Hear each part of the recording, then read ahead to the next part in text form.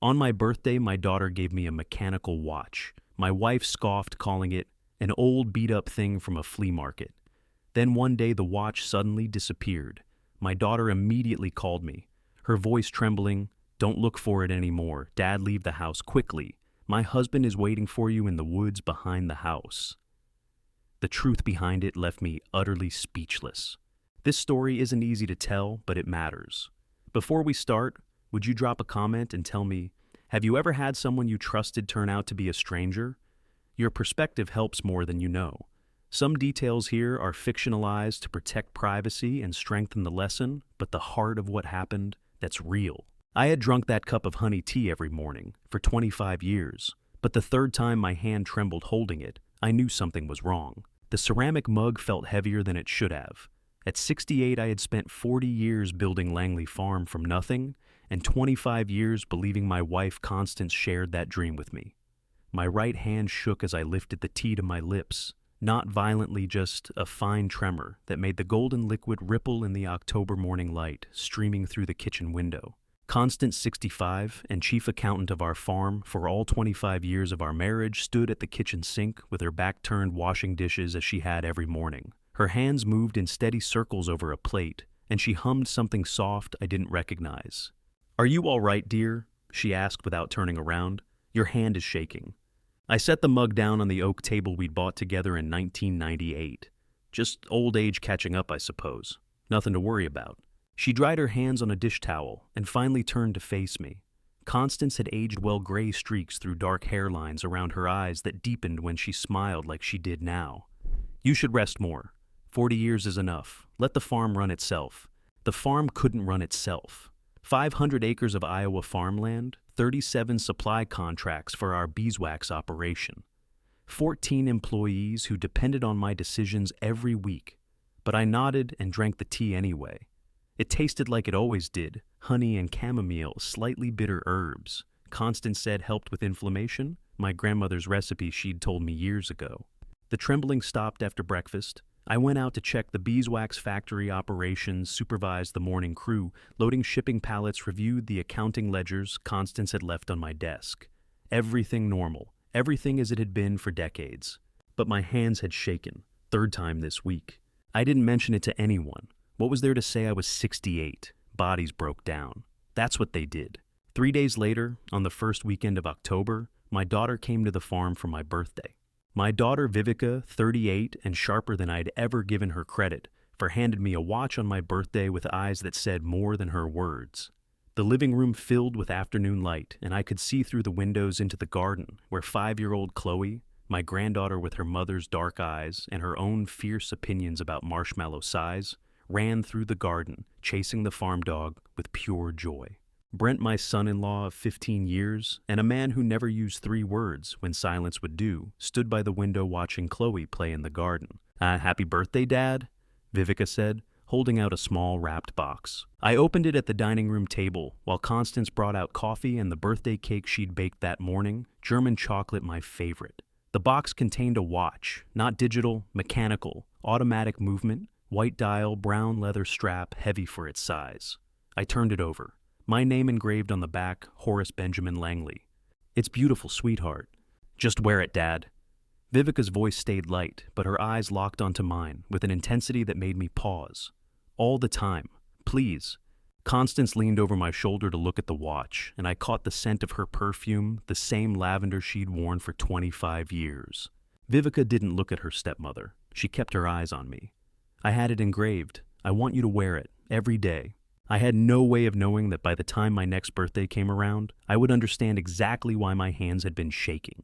I fastened the watch around my left wrist. The leather strap was soft, well made.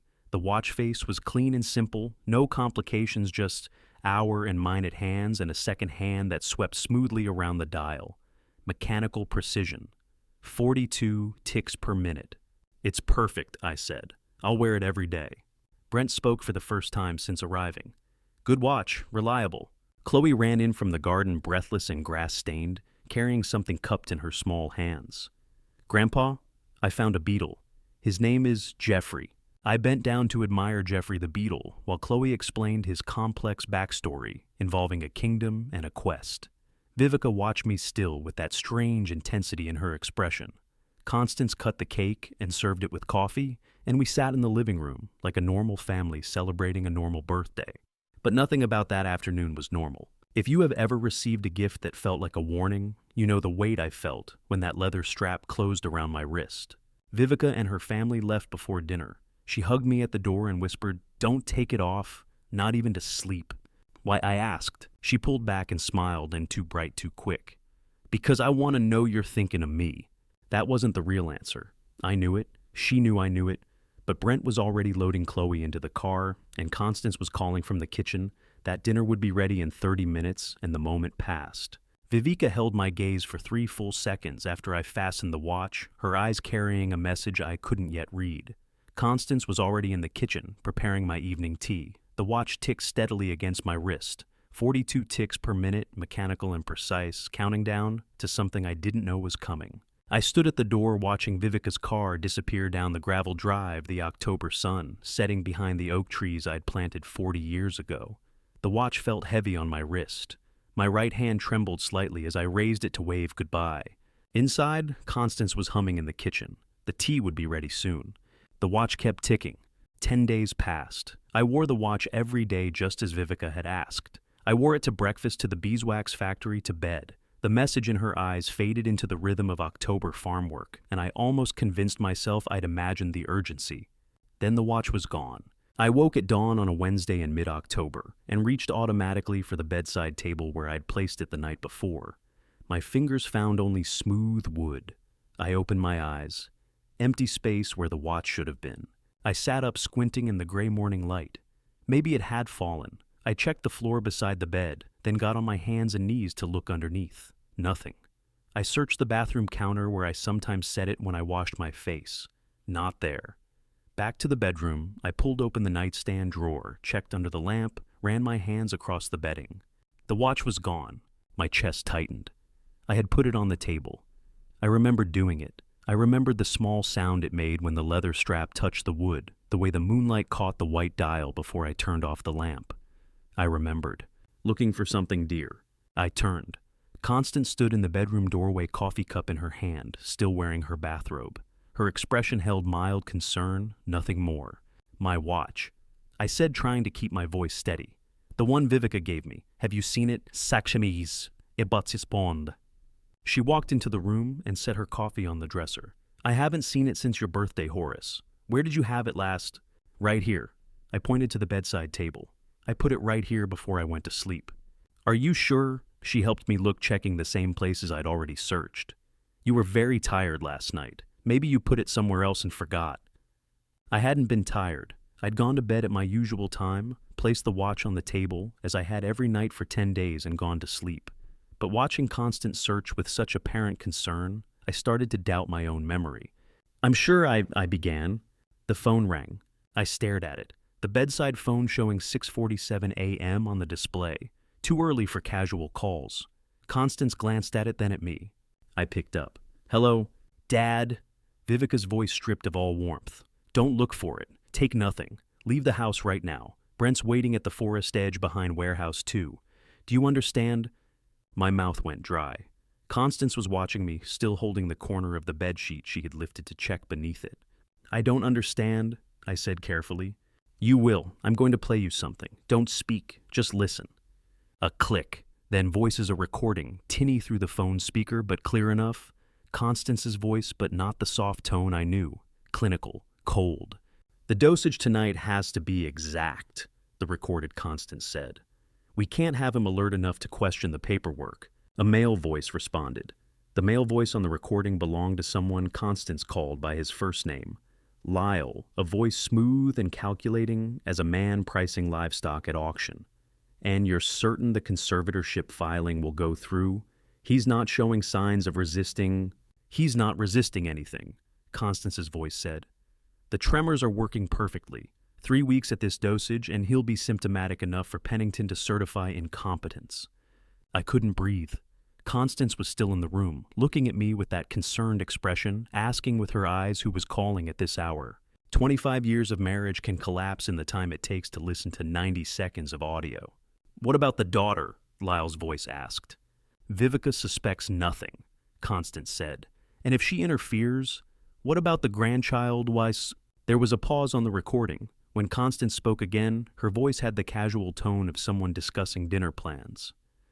Chloe stays with us if necessary. She's leverage. Horace won't fight if we have her.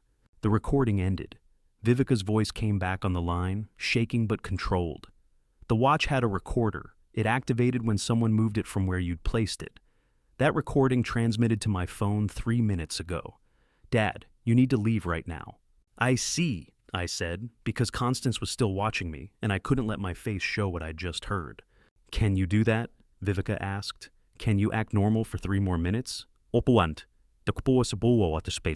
I looked at my wife of 25 years. Her hair was still slightly mussed from sleep. She wore the bathrobe I'd given her for Christmas. She smiled at me with what looked like genuine concern. Yes, I said. I'll take care of it. Warehouse 2, Forest Edge. Brent's there now. Don't bring anything. Just walk. I hung up. Constance moved closer. Who was that? At wrong number, I said. Someone looking for a Harold Langston. At this hour, she shook her head, smiling. People have no sense of time anymore.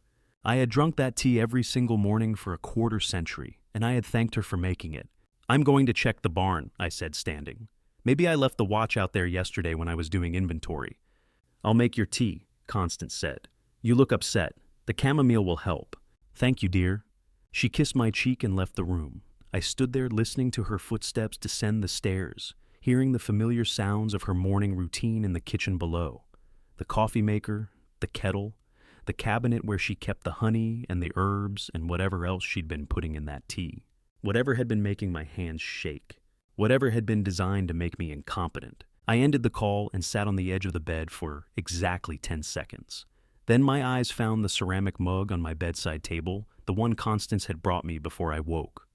The honey tea she made every morning, still steaming. I looked at it the way you look at a gun that's been pointed at your head for years without your knowing. The tea sat there golden and innocent in the gray morning light. I had 3 minutes to get to Warehouse 2. I had 25 years to stop believing in. I left the tea where it sat, got dressed, ran cold water over my face, and looked at myself in the bathroom mirror, 68 years old, hands that had built a farm from nothing, eyes that had failed to see poison at the breakfast table. 3 minutes. I walked down those farmhouse stairs the way a man walks to his own execution, slowly, deliberately rehearsing every word. The kitchen smelled like it always did. Coffee, eggs cooking in butter, October light streaming through windows. Constance stood at the stove, her back to me, spatula in hand. She was humming something. Morning. I said, sitting at the oak table my grandfather had built. Good morning, dear. She didn't turn around. I made eggs. Your tea is still upstairs.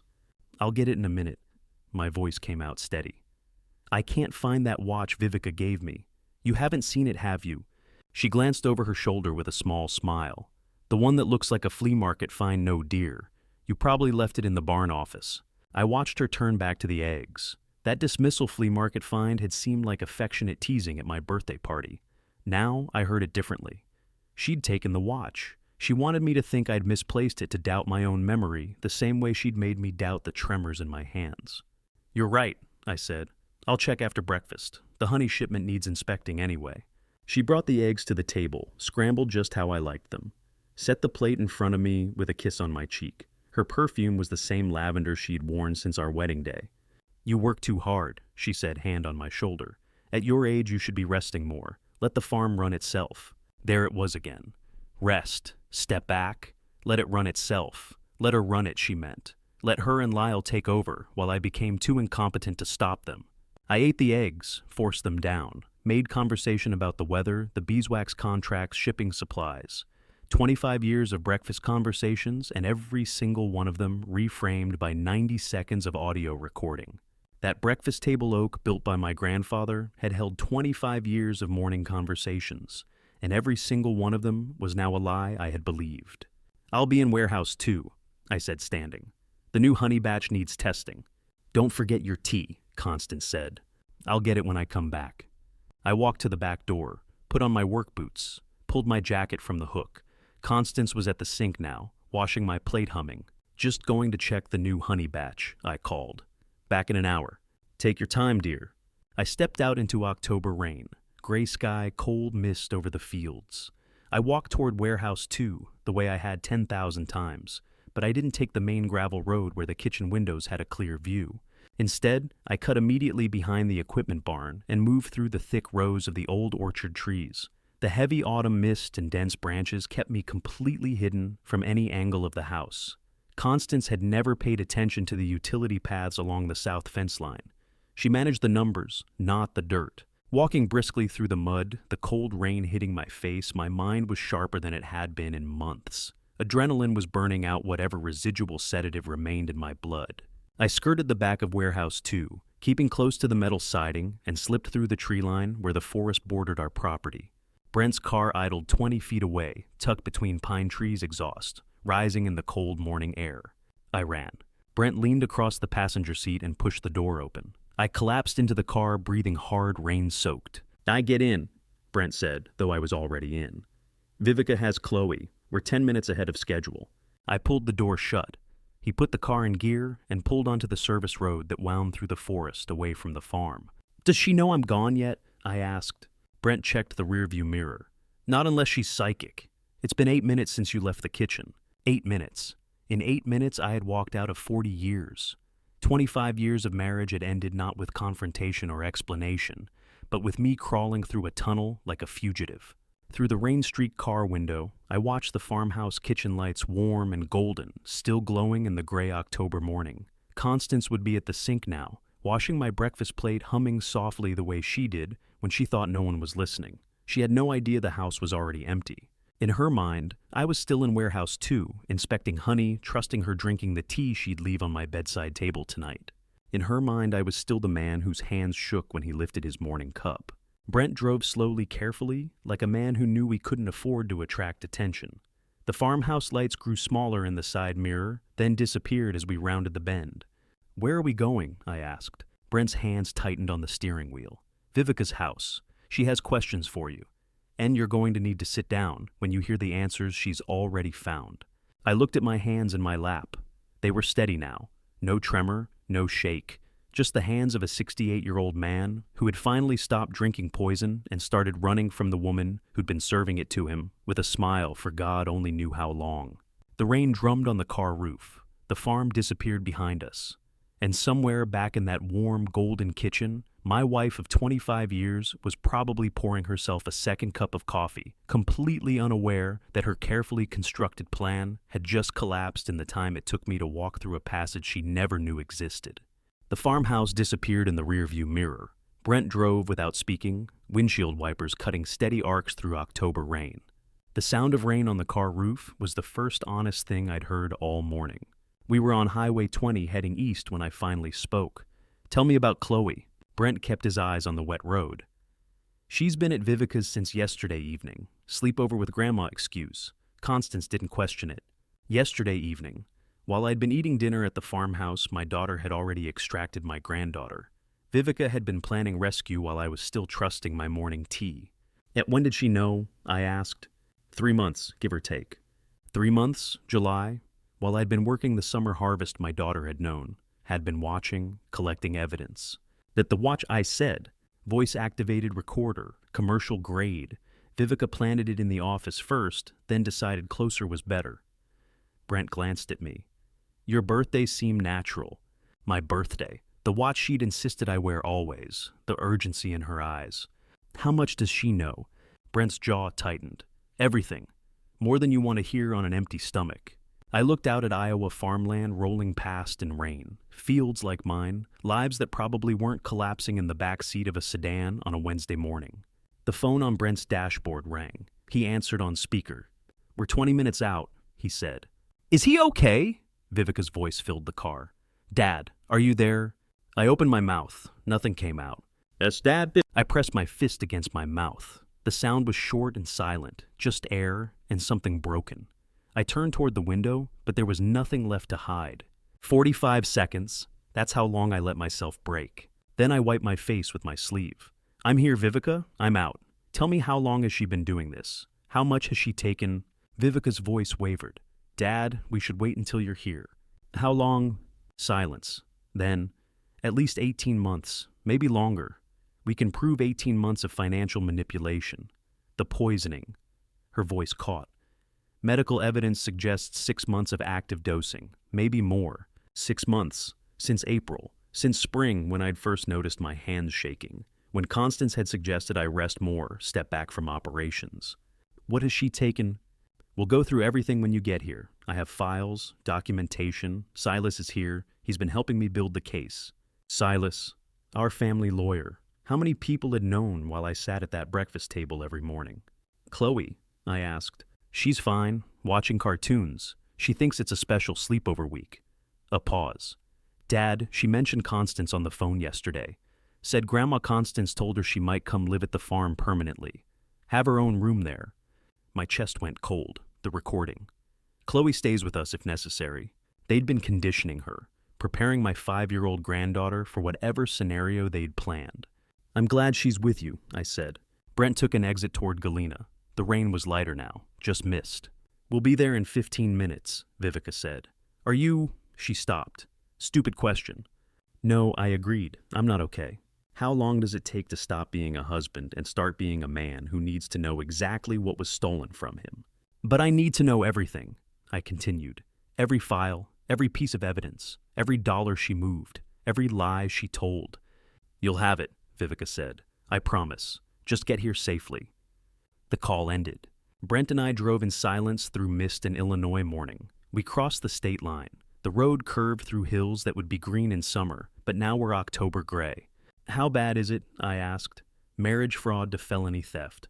Brent's hands tightened on the steering wheel. He didn't answer right away, which told me everything. Finally, Vivica has files. 3 months of evidence. You need to see them before we talk. 3 months. July, August, September.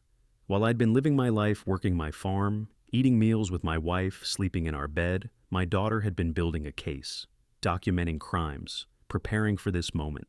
Is the farm gone? I asked quietly. No, not yet. That's why Vivica moved when she did. Another week and it might have been too late. Another week, 7 more days of honey tea and tremors and Constance humming while she planned my incompetence. 7 more days and I might have signed something, become too confused to understand. 7 more days, and Chloe might have had her own room at the farm permanently. Tell me one thing, I said. Is Lyle just her partner, or is he something else? Brent's jaw worked. Something else? Vivica will show you the photos. Photos. I looked at my hands in my lap. Steady now, no tremor. The hands of a man who'd built a farm from nothing and was apparently going to have to fight to keep it from the woman who'd shared his bed for 25 years. Galena appeared through the mist, small town, historic buildings, river valley below. Brent turned onto a residential street, then into Vivica's driveway. The house was a restored Victorian cream and blue wide porch. Vivica stood in the doorway, backlit by warm light. I got out of the car. My legs felt unsteady, like the ground had forgotten how to be solid. Vivica came down the porch steps and wrapped her arms around me without saying a word. I held my daughter and looked over her shoulder at the house where my granddaughter was watching cartoons, where files full of my wife's crimes were waiting, where I would learn exactly how much of my life had been a lie.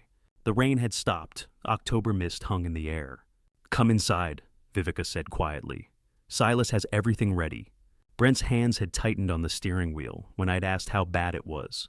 He hadn't answered right away, which told me everything I needed to know. Finally, he'd said those words, 3 months of evidence. By the time I walked into that house, I would understand that the woman I'd slept beside for 25 years had been methodically dismantling my life since July. Vivica led me through the house, past the living room, where Chloe's cartoons played on muted television, past the kitchen that smelled like coffee and safety, down the hallway to her study. Vivica's study had been transformed into something between a war room and a crime scene. Her desk, normally covered with legal briefs from her consulting work, was buried under evidence files. Photographs pinned to a corkboard on the wall, financial spreadsheets spread across every surface. A laptop open with what looked like bank transactions highlighted in yellow, legal pads filled with notes in Vivica's precise handwriting. Silas Kendrick, my family attorney for 22 years, and a man who read every contract twice, looked at me over his glasses and asked how fast I wanted the conservatorship petition destroyed. I sat down in the chair Vivica pulled out for me. Conservatorship 042, filed 6 weeks ago. Silas said, turning his laptop so I could see the screen. Petition to have you declared legally incompetent due to advancing cognitive decline. Medical certification from a Dr. Vernon Pennington. 2 examinations, both documenting severe mental deterioration. I stared at the document. My name. Constance's name as petitioner. A doctor I'd never heard of, certifying I was incompetent to manage my own affairs. I've never seen this doctor, I said. I know, Silas replied. Neither has anyone at the medical board, apparently. Vivica's been investigating him separately. Vivica spread photographs across the desk in front of me. Surveillance photos. Constance and a man I didn't recognize standing together at the beeswax mill, my mill after hours. Different angles, different dates stamped in the corners. July 18th, August 3rd, August 29th, September 12th. This is Lyle Harlan, Vivica said quietly. He's been meeting Constance at the farm for 3 months. I have 93 days of documentation. 93 days. I looked at the photos. Constance leaning close to this man, their heads bent together over what looked like paperwork. Constance laughing at something he said. Constance's hand on his arm. Who is he? I asked. We're still working on that, Silas said. But he's the co-signer on a shell company that's been receiving transfers from your farm operating account. $87,000 since July. $87,000, 3 months, my farm's money. I've been tracking the transfers for 93 days, Dad, Vivica said. Every transaction, every meeting. I have photographs, wire transfer records, email, correspondence I pulled from the farm server. I looked at my daughter. Why didn't you tell me? Her eyes filled. Because you were still drinking the tea. My daughter had spent 93 days collecting proof that my wife was trying to kill me, and I had spent those same 93 days complimenting Constance on her morning tea. Your daughter came to me in July, Silas said. We've been building the legal framework ever since, documenting everything. The conservatorship petition gives us grounds for fraud charges. The financial transfers are theft. Once we get the toxicology results, toxicology, I repeated. Vivica touched my arm. We need samples, blood and hair. There's a clinic 2 blocks from here. Dr. Merrick is waiting. The clinic was a small brick building with a discreet sign. Dr. Helen Merrick, the forensic toxicologist Vivica had contacted 3 days earlier, labeled each vial with the methodical precision of someone who had testified in federal court. She was maybe 55, gray hair, pulled back steady hands as she worked. I need a blood draw and hair strand samples, she said, preparing the equipment. Forensic grade screening takes 6 hours. If there's scopolamine or any sedative present, we'll find it. Hair analysis will show duration of exposure. Scopolamine, a name for what had been making my hands shake. How long can you detect it? I asked. In blood, 72 hours. In hair, months. We'll know exactly how long this has been happening. I rolled up my sleeve, watched her tie the tourniquet, find the vein, draw 3 vials of my blood that might still carry traces of whatever Constance had been serving me with honey and a smile. She cut a hair sample from the back of my head, labeled it, sealed it in an evidence bag. 6 hours, Dr. Merrick said. I'll call as soon as I have results. Outside the clinic, Brent was waiting in the car, but he wasn't alone. Chloe was in the back seat. She looked up when I opened the door, her 5-year-old face serious in that way children get when they sense adults are being careful around them. Grandpa, she said as I slid into the seat beside her. Where's your watch? The one Mommy gave you for your birthday? I looked at my bare wrist. The watch was gone. Left behind in a farmhouse I'd fled like a fugitive. Evidence now, I supposed. Recording device. Proof. I left it at home, sweetheart. She touched my wrist where the watch should have been, her small fingers gentle. Are you sad, Grandpa? Your eyes look like when Mommy cries. If you have ever tried to explain to a child why their grandmother is evil, you know there are no words that make it smaller. I'm just remembering things, I said. What things? Important things, things I need to not forget. She nodded, like this made perfect sense, then leaned her head against my arm. Mommy says remembering is how we keep people safe, out of the mouths of children. Brent drove us back to Vivica's house through October afternoon, turning toward evening. Chloe chattered about her cartoons, about the dog she wanted for Christmas, about how Jeffrey the beetle from my birthday party had been released into Grandpa's garden and was probably building his kingdom right now. Dr. Merrick had said 6 hours for results. 6 hours until I would know exactly what Constance had been putting in. That morning tea, exactly how many days she'd been dosing me, exactly how close I'd come to whatever she had planned for the end. I told Chloe I wasn't sad just remembering things. In 6 hours, I would know precisely how many things needed remembering. Chloe's hand found mine in the back seat, small and warm and trusting. She had no idea that 3 days ago, her other grandmother had discussed using her as leverage, had planned to give her a permanent room at the farm, had calculated exactly how to weaponize a 5-year-old's love. The October sun was setting over Galena, turning the Mississippi River to copper in the distance. Somewhere back in Dubuque County, Constance had probably discovered by now that I was gone, that the house was empty, that her carefully constructed plan had collapsed in the time it took me to walk through a passage she never knew existed. I wondered what she was doing, calling Lyle probably, trying to figure out what went wrong, wondering if I knew. 6 hours. Then I would know everything. 6 hours. We waited. Vivica made dinner that no one ate. Silas left at 5:30, promising to be back first thing in the morning with emergency asset freeze paperwork. Brent put Chloe to bed in the guest room, reading her 3 stories about princesses and dragons. I sat in Vivica's study, staring at evidence files I couldn't process, photographs of my wife, with a man whose name I barely knew, wire transfers stealing money I'd earned 40 years building. The phone rang at 6:47 p.m., exactly 6 hours after Dr. Merrick had taken the blood. Vivica answered on speaker. Dr. Merrick, wand, est de bon stand. I have the results. The doctor's voice was clinical, stripped of warmth. The hair analysis confirms scopolamine. 21 consecutive days, Mr. Langley, daily dosing. Concentration levels consistent with morning administration, low dose designed to cause subtle cognitive impairment rather than acute symptoms. 21 days, 3 weeks. I counted backward, early September, right when I'd started having trouble remembering where I'd left tools, when words sometimes took a second to come to me, when Constance had started suggesting I was working too hard and needed to rest. The blood panel shows it's still in your system, Dr. Merrick continued. She was dosing you the morning you left. Active metabolites are present. You'll need chelation therapy to clear it faster, but it should process naturally within 72 hours now that exposure has stopped. The morning I left, the tea on my bedside table still steaming, the one I hadn't drunk. How bad was it? I asked. The dosage, moderate, enough to cause the tremors you reported, mild confusion, memory lapses. Not enough to be immediately alarming. You'd attribute it to age, stress, overwork. Scopolamine at this dose is insidious. It makes you doubt yourself before anyone else doubts you. That's exactly what it had done. Made me think I was just getting old. Made me grateful when Constance suggested I rest more, let her handle more of the farm accounting, step back from the demanding work. 3 weeks, Vivica said quietly. Why 3 weeks specifically? Dr. Merrick paused. There's something else. The hair root analysis shows benzodiazepines, mild sedatives going back 4, possibly 5 months before the scopolamine started.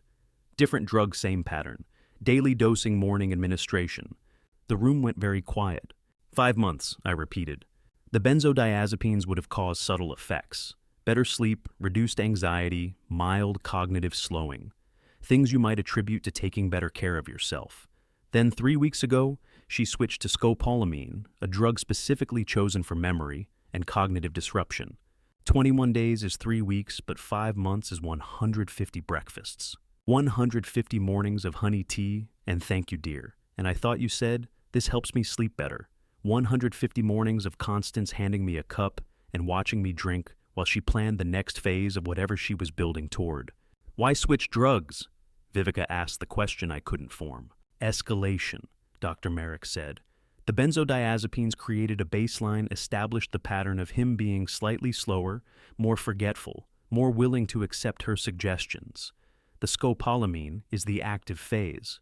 It's what you use when you need someone to be demonstrably impaired for legal documentation. Legal documentation, the conservatorship petition, the examinations by Dr. Pennington that had never actually happened. She needed me confused enough that faked medical exams would be plausible. I said, yes, Dr. Merrick replied, and she needed the impairment recent enough to seem acute rather than long-standing. 21 days of worsening symptoms documented by a physician would be sufficient to justify emergency conservatorship intervention. I looked at Vivica across the desk. Her face was pale in the lamplight, hands clenched into fists. What happens after conservatorship? I asked. Assuming she'd succeeded, assuming I'd signed the papers while too confused to understand what I was signing. Silence on the line. Then, Mr. Langley, once someone has control of your medical and financial decisions, they control everything. Your access to doctors, your ability to contest legal documents, your medication regimen. Your medication regimen. She could have increased the dosage, I said slowly. Yes. Until another pause. Scopolamine overdose presents as natural cognitive decline in elderly patients, especially if there's existing documentation of impairment. The progression from mild confusion to severe dementia to death would seem organic. Viveka's hand found mine across the desk. Her fingers were ice cold. Is this enough? I asked. For federal court, for criminal charges. Mr. Langley, Dr. Merrick said, and her voice changed, lost. The clinical distance gained something harder. I've testified in federal cases for 16 years. I've seen accidental poisonings, reckless endangerment, even passionate impulse crimes. This is none of those things. What is it? 5 months of pharmaceutical grooming, followed by 21 days of targeted cognitive disruption, timed to coincide with fraudulent legal proceedings designed to give the poisoner control over the victim's medical care and assets. That's not poisoning Mr. Langley. I waited. This is planned murder. The words hung in the air of Viveka's study. Outside, October darkness pressed against the windows. Somewhere in the house, Chloe slept safely in a room her grandmother had wanted to weaponize. Somewhere in Dubuque County, Constance was probably drinking wine in the farmhouse kitchen, wondering why I hadn't come home yet. Planned murder. Is this enough to bring to federal court? I asked again. Dr. Merrick paused for exactly 3 seconds. The line was silent. I looked at Viveka across the desk. Her eyes were bright with tears she wouldn't let fall. 21 days, I said. She was counting. I need to know what she was counting toward. Conservatorship hearing was scheduled, Viveka said quietly. October 23rd, 8 days from now. 8 days. In 8 more days, if I'd kept drinking that tea, kept trusting my wife, kept believing my confusion was just old age, Constance would have had me declared incompetent, would have had control of my medical care, would have been able to increase the dosage without anyone questioning it. 8 days from now, I would have been well on my way to whatever end she had planned. Thank you, Dr. Merrick, Viveka said. We'll need copies of everything for the prosecutors. I'll have the full report by morning, the doctor replied. And Mr. Langley, stop drinking anything you didn't pour yourself. The line went dead. That night, I lay in Viveka's guest bed, staring at the ceiling, listening to the house settle around me. Brent's breathing from down the hall, Chloe's small snores through the wall, Viveka moving quietly in the kitchen below, making tea she probably wouldn't drink. Planned murder, 8 days to conservatorship, 5 months of pharmaceutical grooming. At 3 in the morning, I stopped trying to sleep and started taking my farm back. Viveka's study was dark, except for the desk lamp I switched on. The evidence files were still spread across the desk, photographs of Constance and Lyle, wire transfer records, the fraudulent conservatorship petition. I pushed them aside and opened the laptop. Langley Farm Contract Management System. I'd built it myself in 2003, back when I was learning to digitize 40 years of handshake deals and paper ledgers. The login screen appeared familiar, green and white, the logo I'd designed, showing a honeycomb and oak tree. I entered my credentials, not the standard owner account that Constance used for accounting and daily operations. The supreme owner account master access level that superseded every other login built into the system's foundation when I'd first coded it, maintained through every software update since. Constance didn't know it existed. As chief accountant for 25 years, she'd had extensive access, could move money, approve contracts, manage supplier relationships. But there were levels above that. Levels I'd never needed to use until a toxicology report proved my wife had been poisoning me for 5 months. The system loaded. 37 active supply contracts appeared in the main dashboard. 37 partnerships I'd built over decades, supermarket chains, organic food distributors, regional cooperatives. Each one represented years of relationship building, quality guarantees, handshakes that became million-dollar agreements. Midwest Regional Foods, Great Plains Organics, Heritage Market Group, Cornerstone Natural Distributors. I clicked the first one, Midwest Regional Foods. My largest contract signed in April 2019 with Dave Holbrook after months of negotiations. 200,000 pounds of honey, annually 5-year agreement, premium pricing for organic certification. The contract details page opened. At the bottom, in red text, emergency suspension, supreme owner only. I clicked it. Midwest Regional Foods, I said aloud to the empty room. Signed April 2019, Dave Holbrook's handshake at the trade show in Chicago. He ordered whiskey and we talked about his grandkids for 2 hours before discussing honey at all. The system asked for confirmation. I clicked yes. Contract suspended. Effective immediately. All pending shipments frozen. Account access terminated pending owner review. I moved to the next one. Heritage Market Group, January 2015. The contract we signed in a snowstorm. Power went out halfway through and we finished the negotiations by candlelight. Click suspended. 37 contracts meant 37 phone calls Constance would receive in approximately 4 hours, and each one would tell her that I was not the confused old man she thought she'd created. I worked through them methodically, each one a memory, each one a relationship she'd thought she would inherit when I became too incompetent to manage them myself. Sunrise Valley Co-op, June 2020, right after the first pandemic wave. They nearly went under, and I extended payment terms for 6 months. Signed the renewal the day they got back on their feet. Click. Heartland Organics, September 2018. Tim Morrison's son took over the family business. Worried he couldn't fill his father's shoes. I told him his father had been worried about the same thing 30 years earlier. Click. Regional Harvest Alliance, March 2016. The contract that saved my farm during the drought year. Click. My hands were steady. No tremor. The scopolamine was clearing from my system, and with it went the confusion, the doubt, the fog that had made me think I was just getting old. Every contract I froze was a door I locked between her and the farm I built, and by 3:17 a.m., there were 37 locked doors. I read through it now with clear eyes. The terms were worse than anything I'd ever agreed to. Pricing 20% below market rate, exclusivity clauses I never would have accepted, payment schedules that put all the risk on my farm. This wasn't a contract I'd negotiated. This was a contract Constance had negotiated, while I was too drugged to notice she was gutting our pricing power. Lakeside Premium Markets, I said to the darkness. September 2025, the contract I signed while being poisoned, the one I'm taking back now. Click, suspended. The system refreshed. 37 contracts all showing red suspension warnings, all locked, all inaccessible to anyone but me. I sat back in the desk chair and looked at the screen. The blue-white glow lit the study like cold fire. Somewhere in Dubuque County, Constance was asleep in our farmhouse bed, our bed probably dreaming about conservatorship hearings and increased dosages and whatever she'd planned to do once I was too far gone to resist. She would wake in 3 hours. Dave Holbrook at Midwest Regional started work at 6 a.m. sharp. He'd see the suspension notice when he logged in. He'd call the farm immediately confused and concerned. Constance would answer with her usual cheerful efficiency, and he would ask why the farm's largest contract had just been frozen without notice. Then Margaret Fletcher's replacement at Great Plains would call.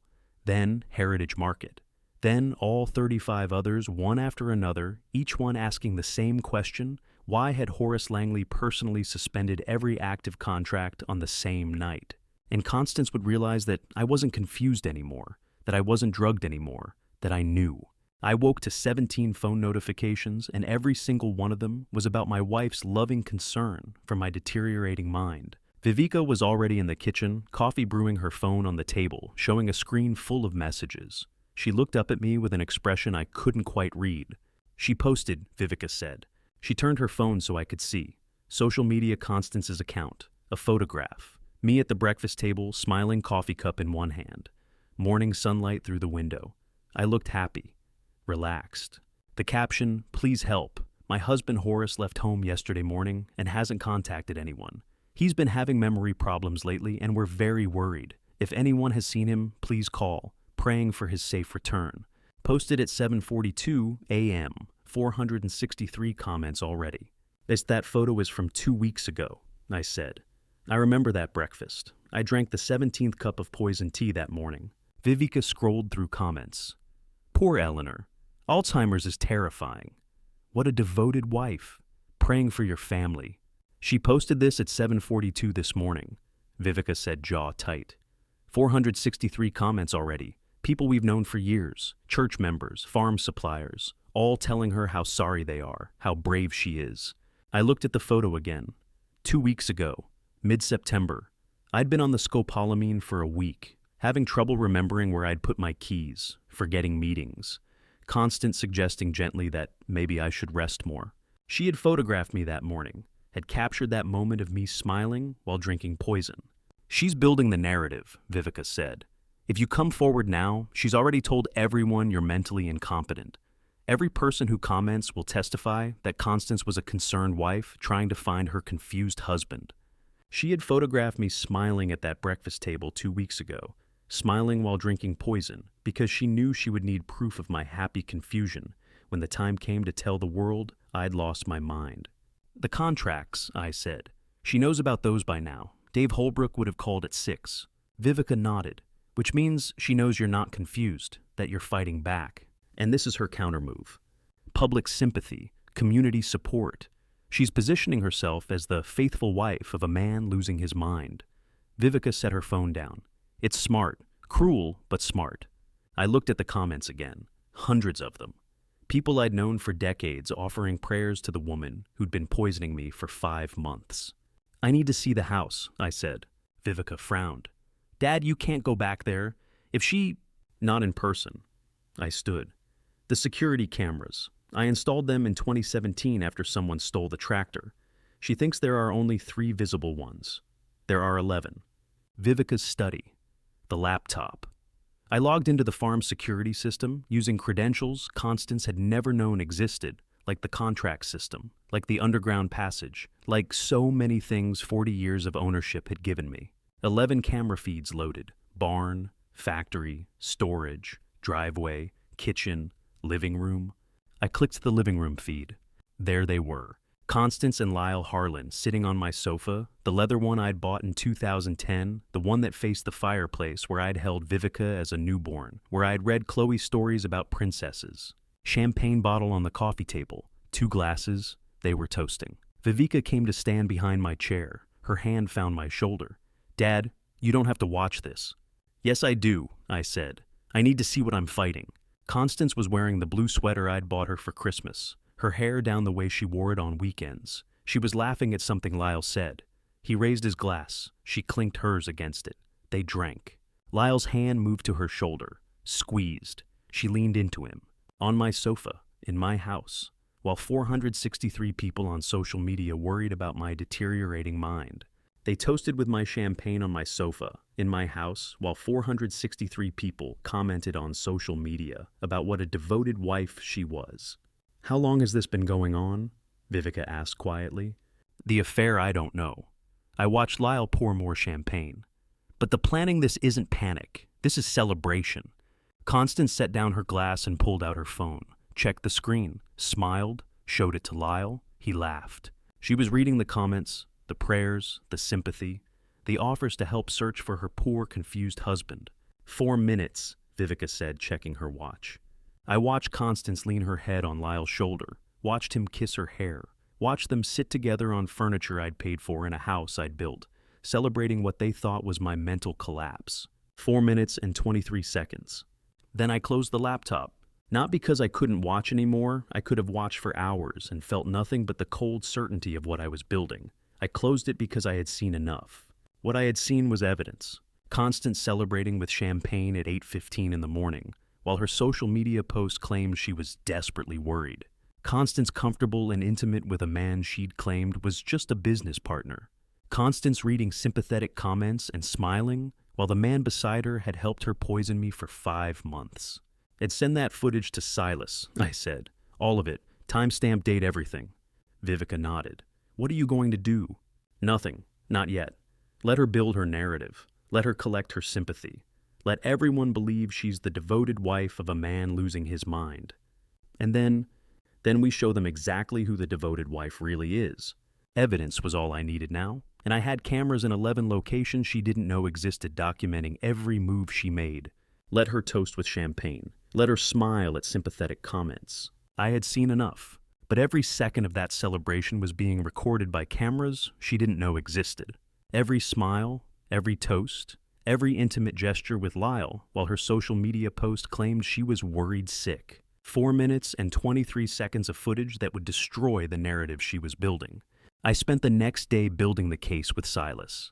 Evidence files, toxicology reports, wire transfer records, the social media posts showing Constance's calculated manipulation, camera footage of her celebrating while claiming to be worried sick.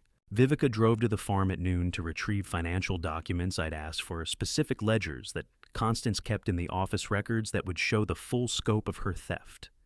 I waited at Vivica's house, reviewing what we already had, preparing for what we'd find. Vivica called me from the farm office at 2:14 in the afternoon, and the first thing she said was, "Dad, you need to see this right now." I switched the call to video. Vivica's face appeared on screen, pale in the fluorescent light of the farm office I'd worked in for 40 years. Behind her, I could see my desk, my filing cabinets, the framed photographs I'd hung, showing the farm's growth over decades. "What did you find?" I asked. "I'm in Constance's desk, the left drawer like you said." Vivica adjusted the camera so I could see. The drawer was open, filled with ledgers and files. "You said to look under the accounting records." "Pull them out," I said. She removed the ledgers one by one, setting them on the desk. Then she stopped. "There's paper," she said, "folded, tucked under everything." My chest tightened. "Show me." Vivica unfolded it on the desk, angling the camera so I could see. Lined paper, the kind from a legal pad. Handwriting I recognized immediately. Constance's neat script, the same handwriting I'd seen on grocery lists, birthday cards, notes, left on the kitchen counter for 25 years. But this wasn't a grocery list. "It's in her handwriting, Dad," Vivica said, voice shaking. "A list, 2 columns, moved and remaining. Dates going back to..." She paused, checking the top corner. "March of last year. March last year, 18 months ago." "Read me what's under moved," I said. My voice came out flat. Vivica's finger traced down the first column. Equipment trust, March 15th. Dollar amount, $94,000. Beeswax inventory surplus, April 3rd, $37,000. Reserve operating fund, May 22nd, $112,000. Dad, there are 17 items listed as already moved. 17 items, already moved, already stolen. What's under remaining? Farm title conservatorship required. Supply contracts freeze, then transfer.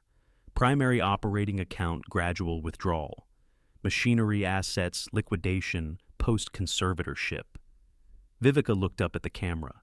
"Dad, and this is a checklist. She's been checking things off for 18 months. 18 months meant she had started planning this conspiracy before I ever felt the first tremor in my hand, before the tea made me tired, before anything I could have noticed." "What's the date at the top?" I asked, though I already knew. The answer mattered more than anything else on that paper. "March 8th, last year." Vivica's voice broke. "She's been planning this for 18 months. March 8th. I closed my eyes, tried to remember what had been happening in March of last year. Spring planting season, contract renewals. Nothing unusual, nothing that would have made me suspect my wife was sitting at her desk, writing a step-by-step plan to steal everything I'd built. "Take a photo," I said. "Send it to me. And Vivica, don't touch it. Fingerprints matter." Vivica took several photos from different angles, sent them to my phone. I opened them, immediately zoomed in on the handwriting. Equipment trust, March 15th. The farm equipment I'd bought with my father's help 40 years ago. The first tractor I'd ever owned. Moved, stolen, transferred to some account I'd never authorized. Reserve operating fund, May 22nd. The emergency money I'd kept for bad harvest years, for equipment breakdowns, for keeping employees paid during lean times. $112,000. Moved. "How much total?" I asked. Vivica was quiet for a moment, adding numbers. "Under moved, $347,000. Plus the $87,000 in wire transfers we already found. Dad, she's taken over $400,000. $400,000 from a farm worth $500 million. Not enough to destroy me. Just enough that I wouldn't notice if I wasn't looking carefully. Just enough to fund whatever life she was planning with Lyle while I became too incompetent to realize what was happening." "What's under remaining?" I asked again. Vivica read slowly. Farm title written in red ink. Supply contracts, machinery, liquidation, primary operating account. And at the bottom, she stopped. "What There's a date circled. October the 23rd. October 23rd. The conservatorship hearing. The day Constance had planned to have me declared legally incompetent. I had the wedding invitation in a box in the attic, same handwriting that wrote, Constance Eleanor Hayes with all my love, now writing dollar amounts next to the word moved. She's been crossing things off, Vivica said quietly. Look, Equipment Trust has a check mark. Beeswax Inventory has a check mark. Reserve Fund has a check mark. 17 items checked off in 18 months. 17 items. 17 pieces of my farm, methodically stolen and documented in her neat handwriting. The same handwriting that had signed our marriage certificate. The same handwriting that had addressed Christmas cards to our family and friends. The same handwriting that had written, I love you on anniversary cards. Dad, this is premeditation, Vivica said. This isn't opportunistic theft. This is organized economic crime. I looked at the photo on my phone, the paper, the columns, the dates, the check marks. March 8th of last year, 18 months ago. I did the arithmetic without meaning, too. 18 months is approximately 547 days, and we ate dinner together every single one of them. 547 dinners at that oak table my grandfather built. 547 times she'd asked about my day poured. My wine smiled at me across the table. 547 nights she'd kissed me goodnight before we went to sleep in the bed we'd shared for 25 years. And on March 8th of last year, she'd sat down with a legal pad and written this list. Had drawn 2 columns, had started checking off the pieces of my life she was stealing. She had sat across from me at that oak table, asked about my day, poured my wine, planned my destruction, and I had never once seen it in her face. Vivica, I said, yes, put it in an evidence bag. Don't let anyone else touch it. We're taking this to the FBI. When I looked at the photo again, March 8th, 18 months, 547 dinners. Tomorrow, I said, first thing tomorrow morning, we're going to the FBI and we're showing them exactly what 25 years of marriage looks like when your wife has been planning to kill you since March 8th of last year. But now I had her handwriting her plan and her timeline, and those 3 things were about to become evidence. That weekend, I stopped counting dinners and started counting evidence. Agent Winston Prescott of the FBI's Economic Crime Division sat across from me, reading 20 pages of evidence without saying a word. For 10 solid minutes, and when he finally looked up, I knew he believed every word. The FBI Des Moines conference room was neutral long table fluorescent lights, industrial carpet. Vivica sat beside me. Evidence spread across the table. Agent Prescott read everything methodically. The watch recording, the toxicology report twice, Shell Company financials, Constance's handwritten plan, 10 minutes of silence taking notes. Finally, he removed his reading glasses. As this is everything, he asked. The watch recording, medical evidence, financial trail. Everything we've gathered in 2 weeks, Vivica said. Agent Prescott, 50-something gray at the temples, leaned back. Mr. Langley, this is no longer a family dispute. This is organized federal economic crime, interstate wire fraud conspiracy to commit murder, elder financial abuse.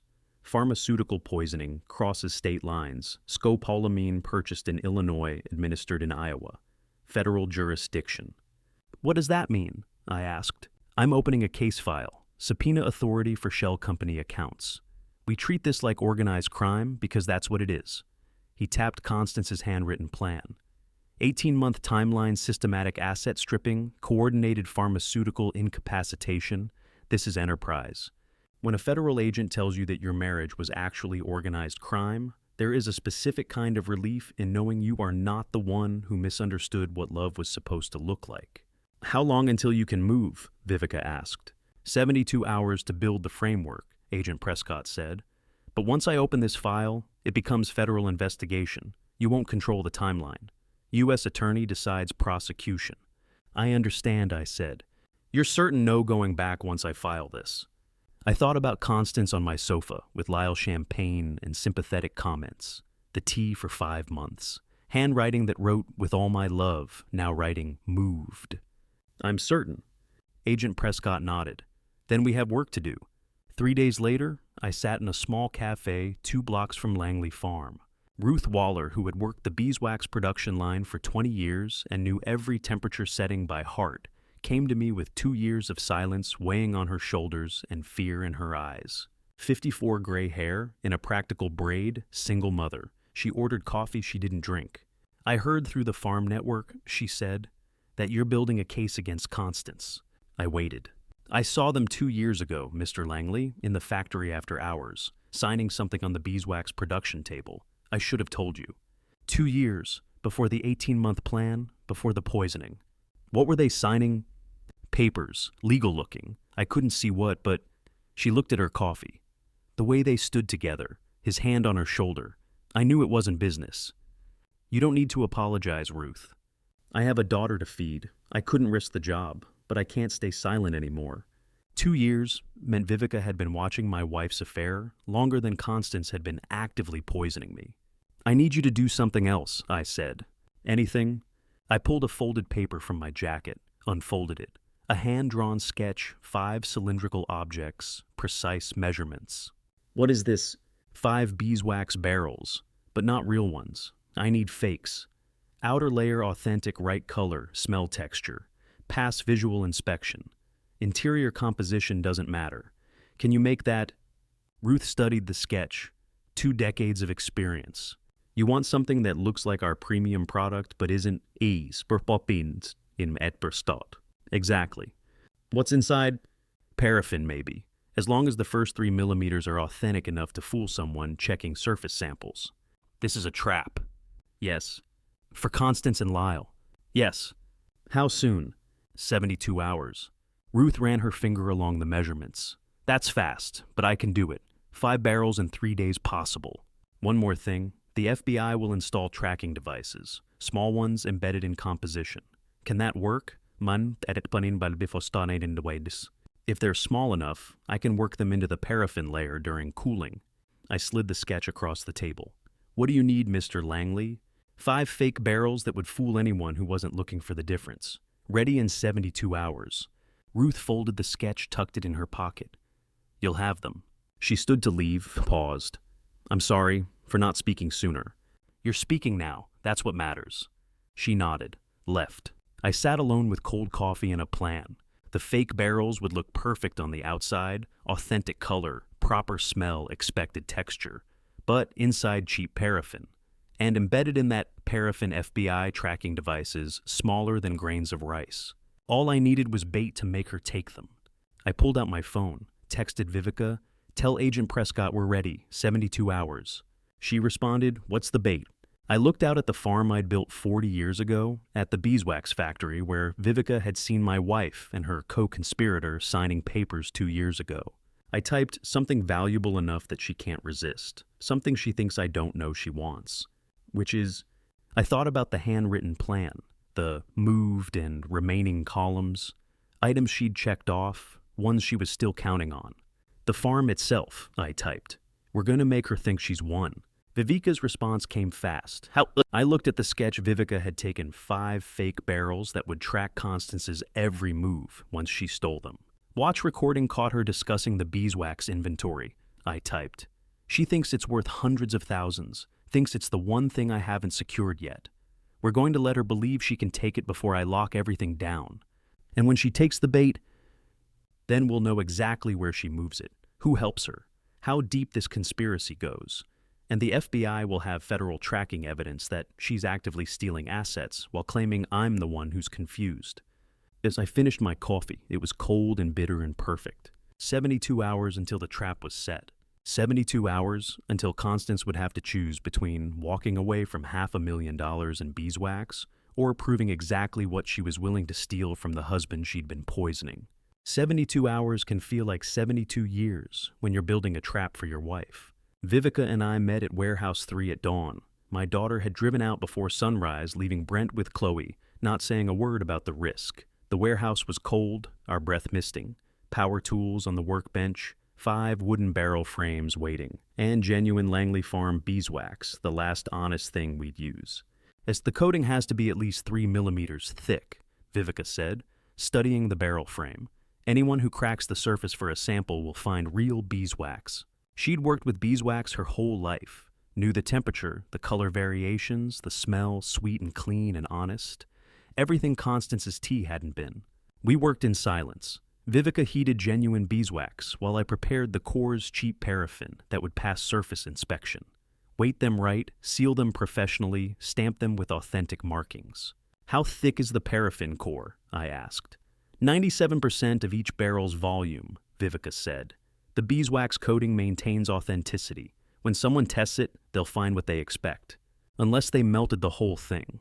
But Constance wouldn't. She'd verify the surface and move it to wherever she was hiding stolen assets. And the FBI would track every mile. Agent Prescott arrived at 8 with a briefcase. Inside, 5 objects smaller than grains of rice. Nanochip trackers. Ah, these are invisible to the naked eye, I asked. Prescott nodded. Embedded in the paraffin during cooling. Even if someone melts a surface sample, they won't notice. Smaller than a grain of salt. Transmits GPS, detects handling, sends data every 6 hours. We worked methodically. Vivica poured paraffin into each barrel frame. Prescott placed a nanochip in the center before it cooled. Then Vivica applied the beeswax coating, brushing it on in layers building up 3 millimeters of authenticity. Dad, Vivica said quietly, do you think you'll ever be able to forgive me? I set down the heat gun, looked at my daughter, 40 years old. Eyes like her mother's, my first wife who died 14 years ago. I don't know, sweetheart, I said honestly. But I know we're doing the right thing now. She nodded, went back to work.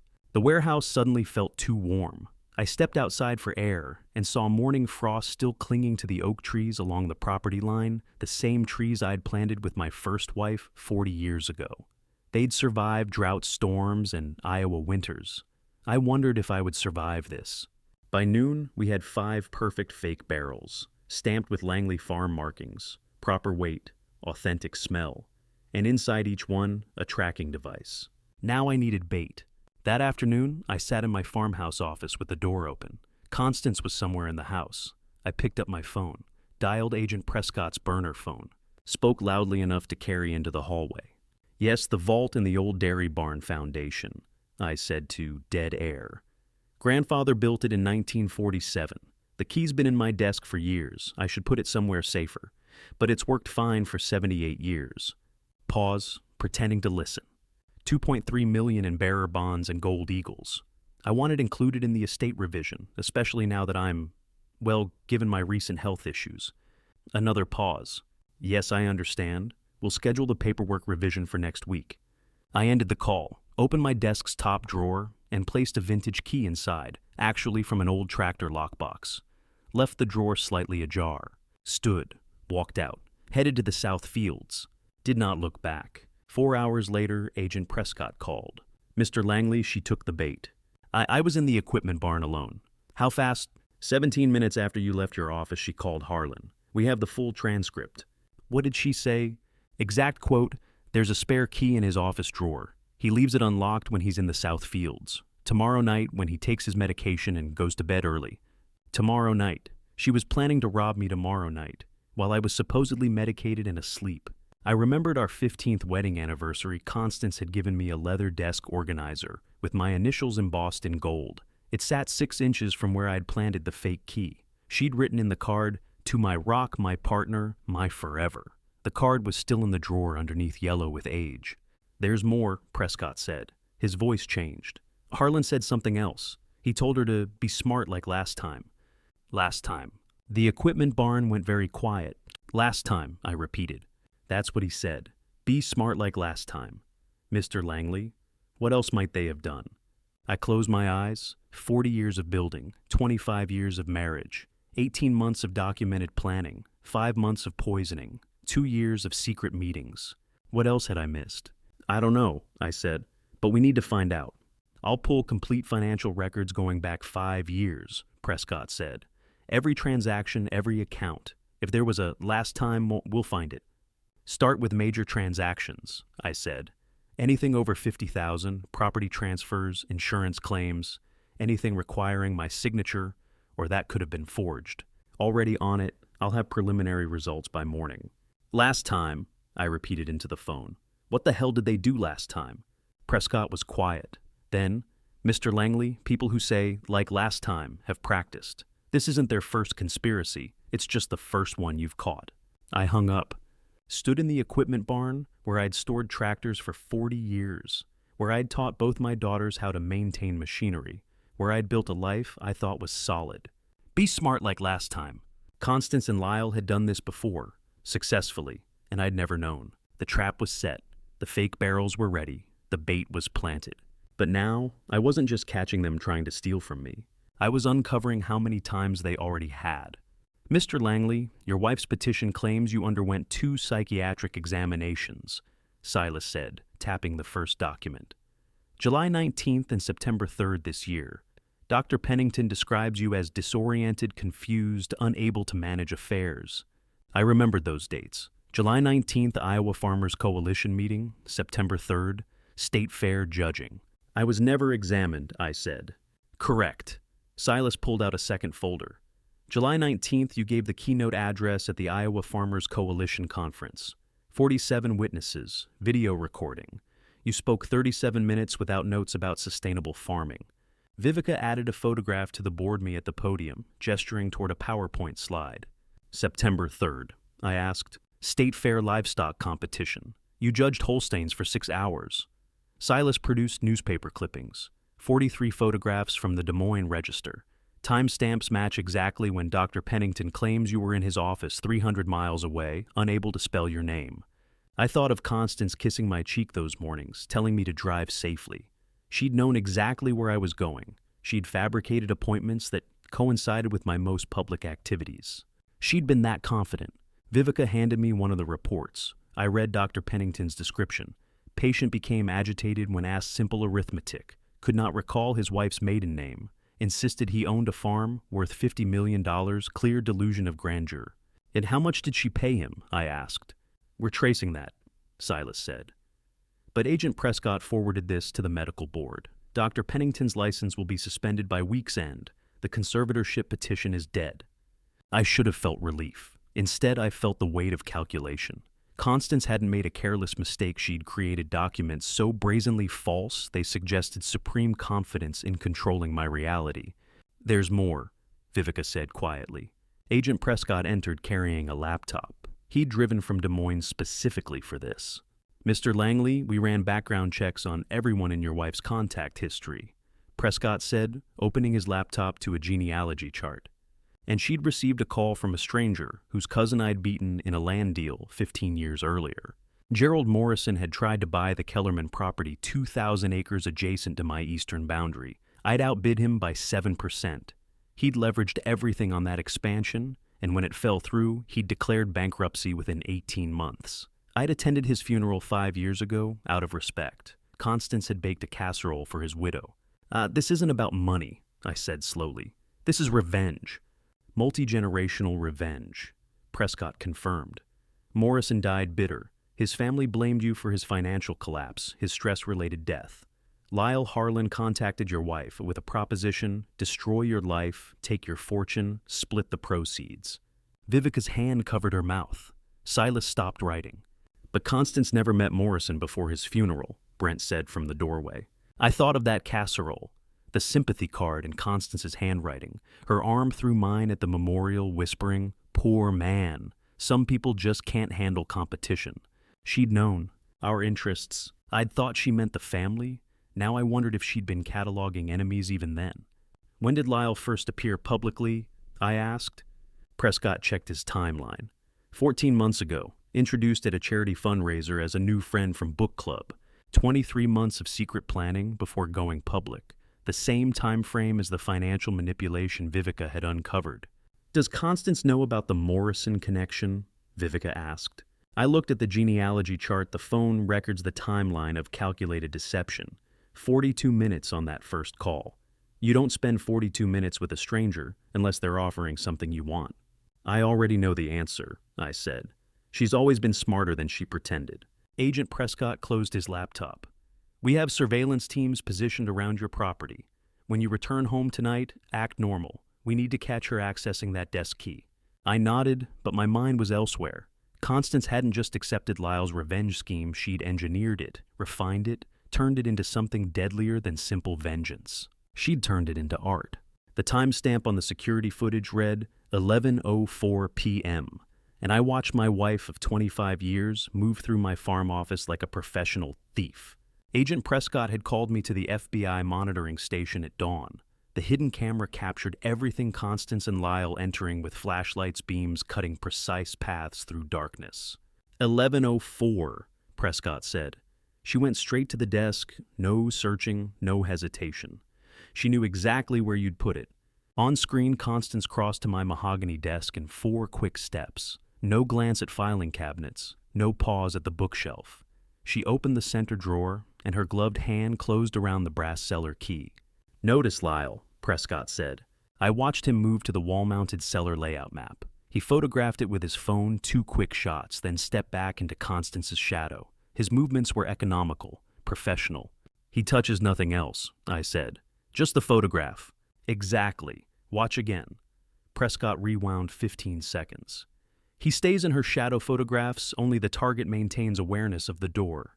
These aren't amateurs fumbling through their first crime." I watched the footage loop. 7 minutes from entry to exit, no fingerprints wiped, no nervous glances, no hesitation. They'd done this before. This wasn't Constance's descent into criminality. This was a skill set she'd been hiding for years, maybe decades. How many times had she and Lyle executed operations like this? How many other victims had watched footage of their own betrayals? "They'll hit the cellar tomorrow night," Prescott said. "The nanochip barrels are positioned. We'll have federal agents in the tree line and a warrant ready the moment they touch those barrels." I nodded, watching Constance lock the side door with a key she'd obviously copied months ago. She touched Lyle's arm, brief, familiar, intimate, and they disappeared into darkness. Prescott froze the frame. "We pulled security footage from Morrison's widow's house. Lyle visited her 17 times in the 6 months before Morrison's death. This revenge plot started while Gerald Morrison was still alive. Outside the monitoring station window, Des Moines, morning traffic hummed past ordinary people living ordinary lives, where wives didn't poison husbands, and lovers didn't photograph basement maps at midnight. "Look at how Lyle moves," I said. "Stays in her shadow photographs only what's needed. They've rehearsed this." "Multiple times, probably." Prescott closed the laptop.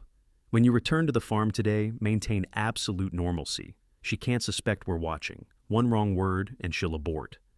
I turned off the monitor and sat in the darkness of Prescott's office, watching my reflection in the black screen where my wife's face had been. The man staring back looked older than 68. Looked like someone who'd spent 25 years sleeping beside a stranger. That afternoon, I sat in Vivica's garden while Brent worked inside, and my daughter coordinated tomorrow's trap. October sun slanted through golden leaves. Chloe played with her stuffed rabbit near the flower beds. She walked over clutching the rabbit, her small face serious. "Grandpa, how come Grandma doesn't come visit you at the farm anymore?" she asked. "Is she sad?" The question hit harder than the security footage. I'd prepared for federal investigations, wiretaps, criminal proceedings. I hadn't prepared for a 5-year-old's innocent confusion. "Grandma is busy with something important right now, sweetheart," I said, patting the bench beside me. She climbed up Rabbit in her lap. "Like Mommy when she works on her computer and says she'll play later," Chloe asked. "But Mommy always plays later. Will Grandma play later too?" I looked at her trusting eyes, brown, like Vivica's, clear and honest, in a way Constance's hadn't been for years, maybe never had been. How do you tell a child that Grandma won't play later because Grandma will be arrested? "That sometimes grown-ups have complicated things to work through," I said. Chloe nodded and leaned against my arm, watching goldfinches dart between the bird feeder and oak trees. "I miss Grandma's cookies," she said quietly. "The ones with chocolate chips and those crunchy edges." I remembered those cookies. I'd watched her measure flour and vanilla with the same precise movements I'd just watched her use to steal a cellar key. The same hands that baked cookies had mixed poison into my tea. "I miss them too," I said, because it was true. I missed the version of Constance those cookies represented, or the version I'd believed existed.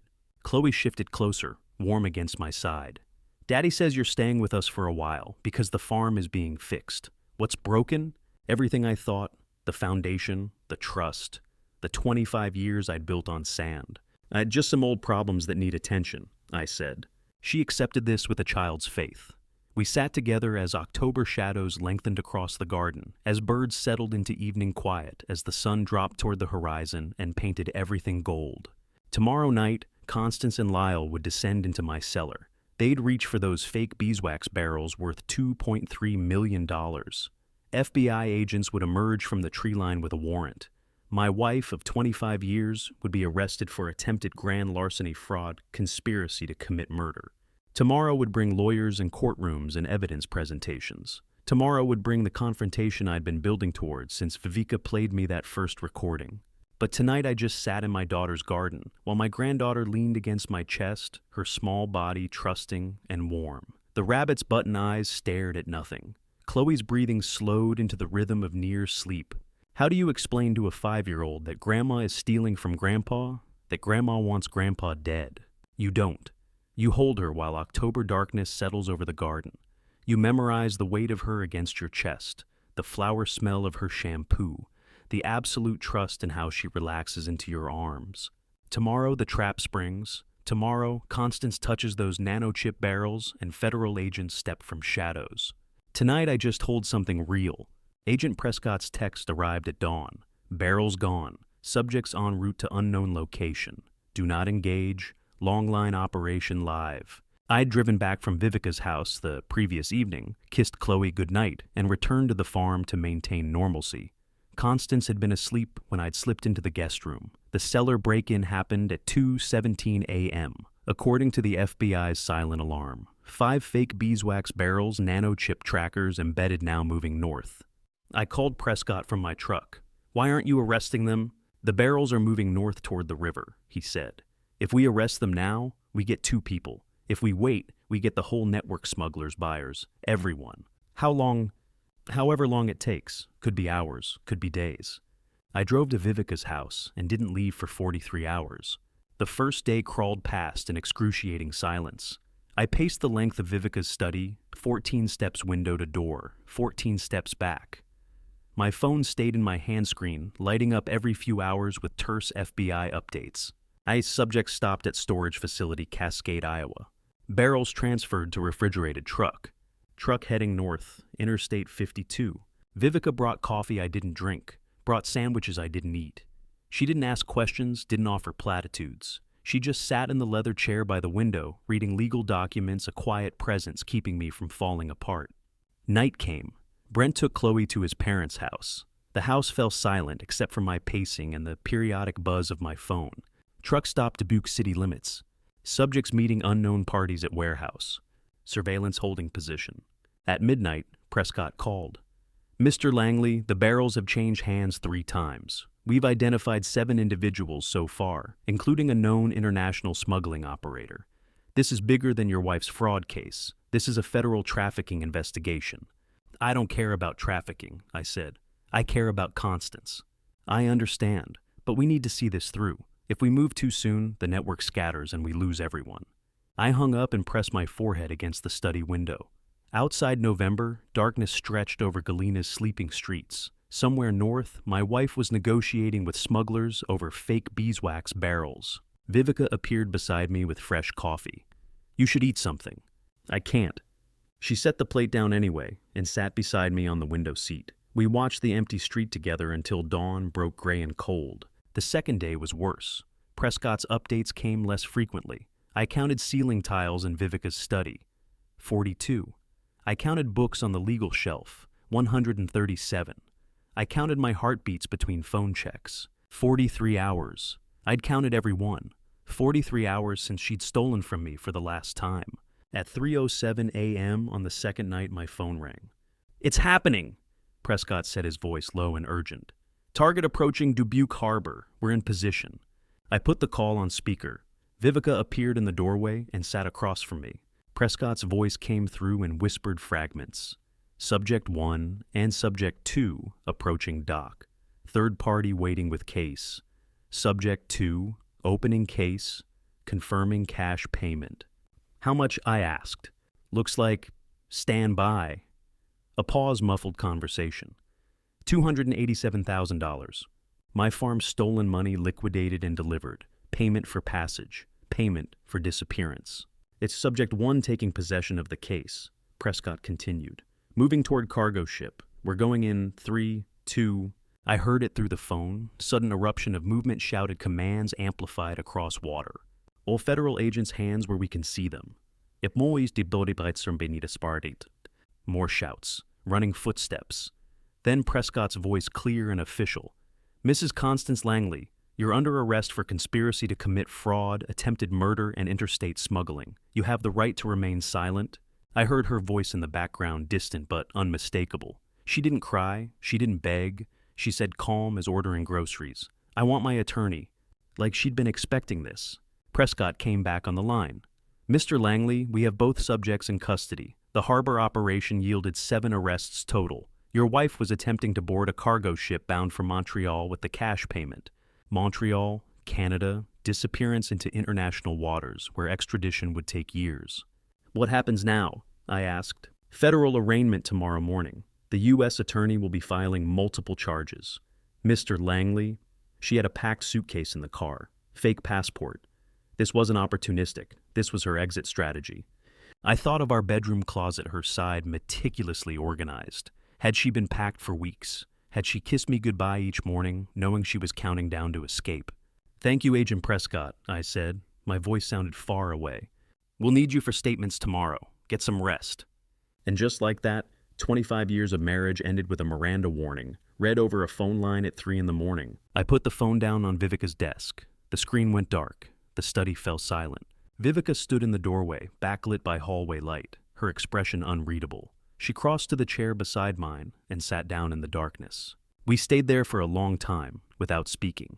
Outside November, wind rattled the windows. Somewhere in Dubuque, my wife sat in a federal holding cell. Her escape plan crumbled. There was nothing left to say. Agent Prescott called at 6 a.m. with news I hadn't expected. Lyle Harlan had confessed to everything before they'd even finished the Miranda warning. I'd slept 3 hours in Vivica's guest room after our silent vigil. Morning light crept through unfamiliar curtains, and my phone was already ringing. "Mr. Langley, you need to hear this," Prescott said. "Harlan gave up everything: the poisoning timeline, the insurance fraud, even the Morrison family connection. He said, and I quote, 'She planned it all. I just did what she told me.'" I sat up fully awake. He's trying to reduce his sentence. Probably, but his confession matches every piece of evidence we have. He's been recording conversations with your wife for the past 8 months. Recording her insurance policy. He didn't trust her not to burn him if things went wrong. I thought of that wiretap revelation, Lyle's voice saying, "Be smart like last time." He'd been protecting himself from Constance even while helping her destroy me. "There's more," Prescott said. "Dr. Vernon Pennington showed up at our field office 2 hours ago, walked in voluntarily. He confessed to falsifying your psychiatric evaluations." Pennington. The name triggered memory, the fabricated examination dates.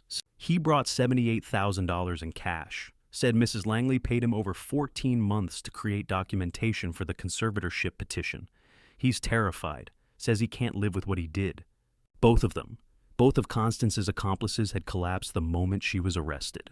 "They both confessed," I said, just like that. "The moment the handcuffs went on. Without her, they're nothing." I arrived at the FBI field office in Des Moines by noon. Agent Prescott met me in the lobby and led me through security corridors to a conference room where manila folders were stacked like evidence of a life I'd thought I knew. "Dr. Pennington's still here," Prescott said. "Insisted on waiting to apologize to you personally." "I don't want to see him." "Understood, but you should know he's devastated." Brought the cash in a canvas bank bag. I pictured it, a gray-faced psychiatrist clutching guilt money, waiting in an FBI office for forgiveness he didn't deserve. $78,000 in a canvas bank bag returned like borrowed sugar. That's what my mental competency had been worth. $78,000 to destroy my reputation, my autonomy, my right to control my own assets. Constance had paid it over 14 months, calculating patient methodical. "I need to show you something else," Prescott said, opening his laptop. "We've been analyzing the surveillance footage from your farm, all of it, frame by frame." He pulled up video from the hidden camera in my office, the one that had captured Constance and Lyle stealing the cellar key. "Watch her movement pattern here." Prescott's finger traced Constance's path across the screen. She angles her body away from the camera lens. That's trained behavior, not accidental. She knew where every camera was. I leaned closer. He was right. Constance moved through my office with deliberate awareness, her face consistently turned from the camera's sightline. "Then why did she let herself be filmed at all?" I asked. "Because she thought you were too far gone to understand what you were seeing. Look at this timestamp, October 14th, right after a high-dose poisoning day, according to Dr. Merrick's timeline. He pulled up footage from the kitchen. Constance preparing tea measuring drops from a small bottle into my cup, her body angled just enough to keep her face out of frame. She knew, I said slowly. She knew about all the cameras. For months, we think, but here's what's interesting. In early footage, she's much more careful, complete avoidance. But as the poisoning progressed and you showed visible symptoms, she got careless. He showed me footage from 3 weeks ago.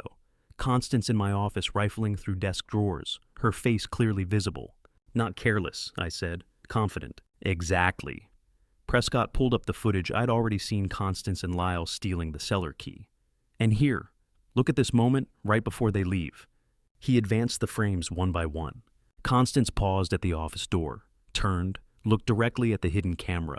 3 seconds of eye contact, a small smile playing at her lips. Then she raised an invisible champagne glass in a mock toast and turned away. She knew I was watching, I said. Not just knew, she wanted you to see. This is October 28th. You'd been exhibiting severe cognitive decline for weeks at least publicly. She believed you were too mentally compromised to process surveillance footage, let alone organize an investigation. I watched the frozen frame of my wife's face, that smile, that contempt. Her arrogance, Prescott said quietly. She underestimated you. That was her fatal blind spot. I thought of all those mornings, Constance kissing my cheek, asking about my day, mixing poison into my tea. She'd watch me tremble and stumble, watch me struggle with simple conversations, believed her own manufactured reality of my decline. She'd been so supremely confident that she'd literally looked into my hidden camera and smiled. She'd looked into my camera into my eyes and smiled because she thought I was already dead inside. Mr. Langley, Prescott's voice pulled me back. You okay? Let's show me that footage again, I said. The moment she looks at the camera, he rewound, played it again. Constance pausing, turning, eyes meeting the camera lens. That small, confident smile, the mock champagne toast. 3 seconds of direct eye contact. She'd known I was watching, known and hadn't cared. Because in her calculation, I was too far gone to matter. The footage froze on her face, eyes meeting the lens. That smile. She'd been so certain she'd already won. Judge Hayes read the order aloud in a voice that carried 40 years of probate rulings. The petition for conservatorship is hereby vacated with prejudice, all rights restored to Horace Benjamin Langley. 2 days after watching Constance's contemptuous smile frozen on surveillance footage, I sat in Dubuque County Probate Court while the legal system dismantled her carefully constructed lies. Judge Margaret Hayes, who'd presided over this court for 18 years, had seen every variety of family betrayal. This one, her expression suggested, ranked among the worst. The evidence before this court demonstrates that Mr. Langley was not present for either psychiatric evaluation upon which this petition was based. Judge Hayes continued her reading glasses, catching courtroom light. The examinations were fabricated. This is fraud. Silas Kendrick sat beside me at the plaintiff's table, evidence folders stacked before us. The defense table sat empty. Constance's attorney, Rufus Thornton, had withdrawn from representation after Dr. Pennington's confession went public. Furthermore, Judge Hayes said, the alibis provided by Mr. Langley are ironclad. On July 19th, he delivered a keynote address to 47 witnesses. On September 3rd, he judged livestock competitions at the state fair, photographed extensively by media. Dr. Vernon Pennington has confessed to accepting payment for falsifying medical records. The courtroom was nearly empty, a court reporter transcribing every word. No family members, no spectators. Constance sat in a federal detention facility 50 miles away. Judge Hayes removed her glasses. This court finds the conservatorship petition was filed with malicious intent to defraud Mr. Langley of his property rights and personal autonomy. The petition is vacated with prejudice, meaning it cannot be refiled under any circumstances. With prejudice, not just canceled, permanently destroyed. Mr. Langley's full property and financial rights are hereby restored, Judge Hayes continued. Another casualty of Constance's conspiracy. Another person who'd chosen money over ethics and now faced consequences. I felt no satisfaction, only hollow vindication. Judge Hayes signed the order with decisive strokes. Her gavel fell once a sound of finality that echoed off wood paneling installed when this courthouse was built in 1937. This matter is concluded, she said. I walked out of that courtroom legally whole again, but it felt like being handed back a mirror that had been shattered. Yes, all the pieces were there, but the reflection would never be the same. The courthouse lobby smelled of old wood and floor polish. Silas gathered his files at a wooden bench beneath tall windows that looked out on Dubuque's November afternoon. "Your property rights are fully restored," he said. "The farm, the assets, the business accounts, everything. They can never try this again." "Good," I said, though the word felt inadequate. "There's more." Silas pulled out a different folder marked with federal court stamps. "The federal preliminary hearing is scheduled for December 12th. Attempted murder conspiracy to commit fraud, interstate smuggling. Multiple charges against your wife Lyle Harlan and others in the smuggling network. December 12th, less than a month away." "Do you need to be there?" Silas asked. "Or does the evidence speak for itself?" I looked at him. 42 years old, former insurance fraud specialist who'd spent weeks building the case that just won in probate court. Now he was asking if I needed to witness the next phase. "Will my evidence be there?" I asked. "The medical records, the surveillance footage, the wiretaps, all of it. My sonim ospost us. Every page, every frame, every recorded conversation," Silas said. "The U.S. attorney has built the case around your documentation. Agent Prescott says it's one of the most thoroughly documented attempted murder cases he's seen in 20 years. I thought of those months of investigation, Vivica installing cameras while I pretended not to notice my trembling hands. Dr. Merrick's toxicology reports showing deliberate calculated poisoning, the wiretap recordings of Constance planning my destruction. "Then I'll be there," I said. Silas nodded like he'd expected that answer. "The hearing is mostly procedural. The judge determines if there's sufficient evidence to proceed to trial. With what we have, that's a formality." He paused, watching me carefully. "But you'll see her. Constance will be transported from detention for the hearing. You'll be in the same courtroom." I hadn't seen my wife since the night before her arrest, when I'd returned to the farm to maintain normalcy and she'd been asleep. That felt like years ago, instead of weeks. I'd watched her on surveillance footage, listened to her voice on wiretap recordings, read her handwritten asset lists calculating my worth like an accountant. But I hadn't looked her in the eyes since learning the full scope of her betrayal. Outside the courthouse windows, November light slanted across the Mississippi River Valley. Farmers were finishing harvest securing equipment for winter, preparing for the dormant season, when land rests before spring. I'd spent 25 years building something with Constance. She'd spent at least 18 months planning to destroy it, and me along with it. The legal system had given me back my property today. December 12th would determine if it could give me justice. December 12th, 28 days. I marked it in my mind like a surgeon marking an incision point. "The hearing will be difficult," Silas said quietly. "Seeing her across a courtroom after everything she's done." "I know." He gathered his files and paused. "Mr. Langley, she'll be there too. Constance will be at the preliminary hearing. Are you prepared to see her across a courtroom?" I looked out at the November afternoon at the river valley, where I'd farmed for decades, at the town where I'd lived an entire life that turned out to be built on sand. "I've been watching her for months," I said. "One more time won't kill me." The visit request came through Constance's public defender. 3 days before the preliminary hearing, she wanted to see her husband one last time. I'd told Silas I'd been watching Constance for months. One more time wouldn't kill me. But I hadn't expected this a formal request for visitation at the federal detention center delivered via attorney letterhead, like we were strangers conducting business. Maybe we always had been. The detention center sat on the outskirts of Des Moines, concrete and razor wire against December gray sky. I signed forms passed through metal detectors, surrendered my watch to security. A guard led me through corridors that smelled of disinfectant and desperation to a visiting room divided by thick plexiglass. Constance sat on the other side, wearing orange prison scrubs. I barely recognized her. The woman who'd moved through my farm office like a professional thief, who'd smiled into my surveillance camera with supreme confidence, that woman had vanished. This woman looked broken, uncombed hair showing gray roots she'd always meticulously covered, no makeup revealing lines I'd forgotten existed. Red eyes from crying, hands trembling as she reached for the phone that connected our sides of the glass. I picked up my receiver. "Thank you for coming," she said. Her voice cracked on the last word. I said nothing. "I know you hate me. I know what I did is unforgivable." Tears spilled down her cheeks. "But we had 25 years together. That has to count for something. I made mistakes, terrible mistakes, but I loved you. Don't. The word came out harder than I'd intended. She flinched. Please, just listen.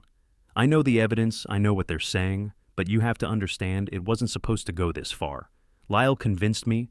Lyle convinced you. He made it sound so simple. Just the conservatorship, just protecting myself financially. Protecting yourself from what? From the husband you were poisoning. Oh, when si beaucoup. Her hands shook. More tears. I was scared. You don't understand what it's like being married to someone so successful, knowing you'd have nothing if it ended. You had everything, I said quietly.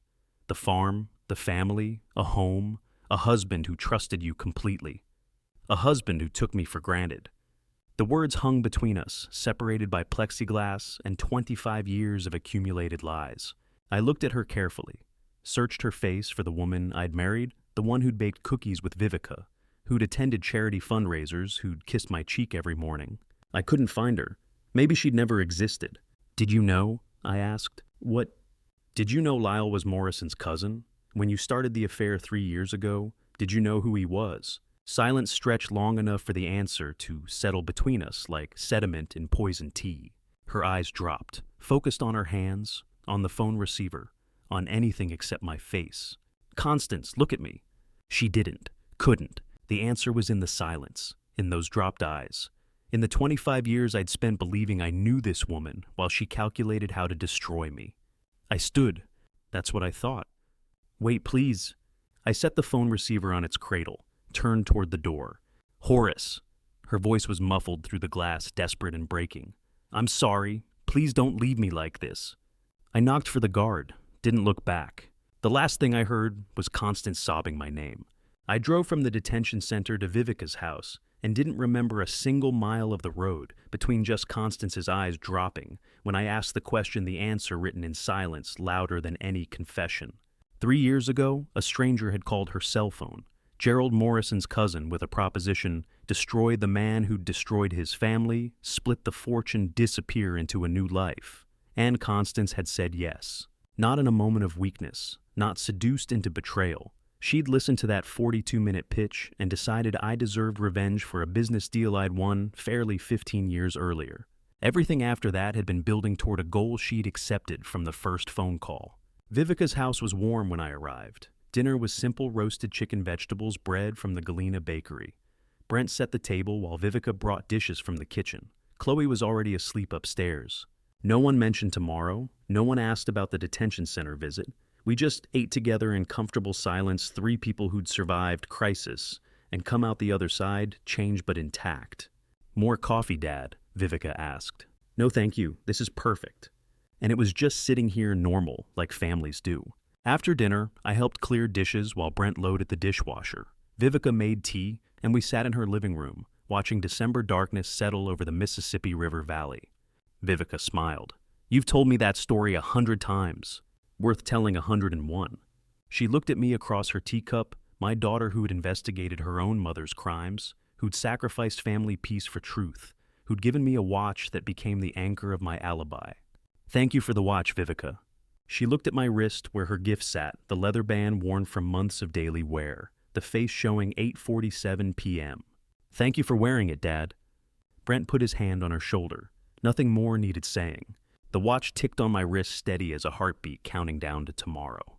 I looked at the watch face catching lamplight, Vivica's birthday gift, worn every day through investigation and poisoning and evidence gathering. Simple proof I'd been where I said I'd been when Constance claimed I was incompetent.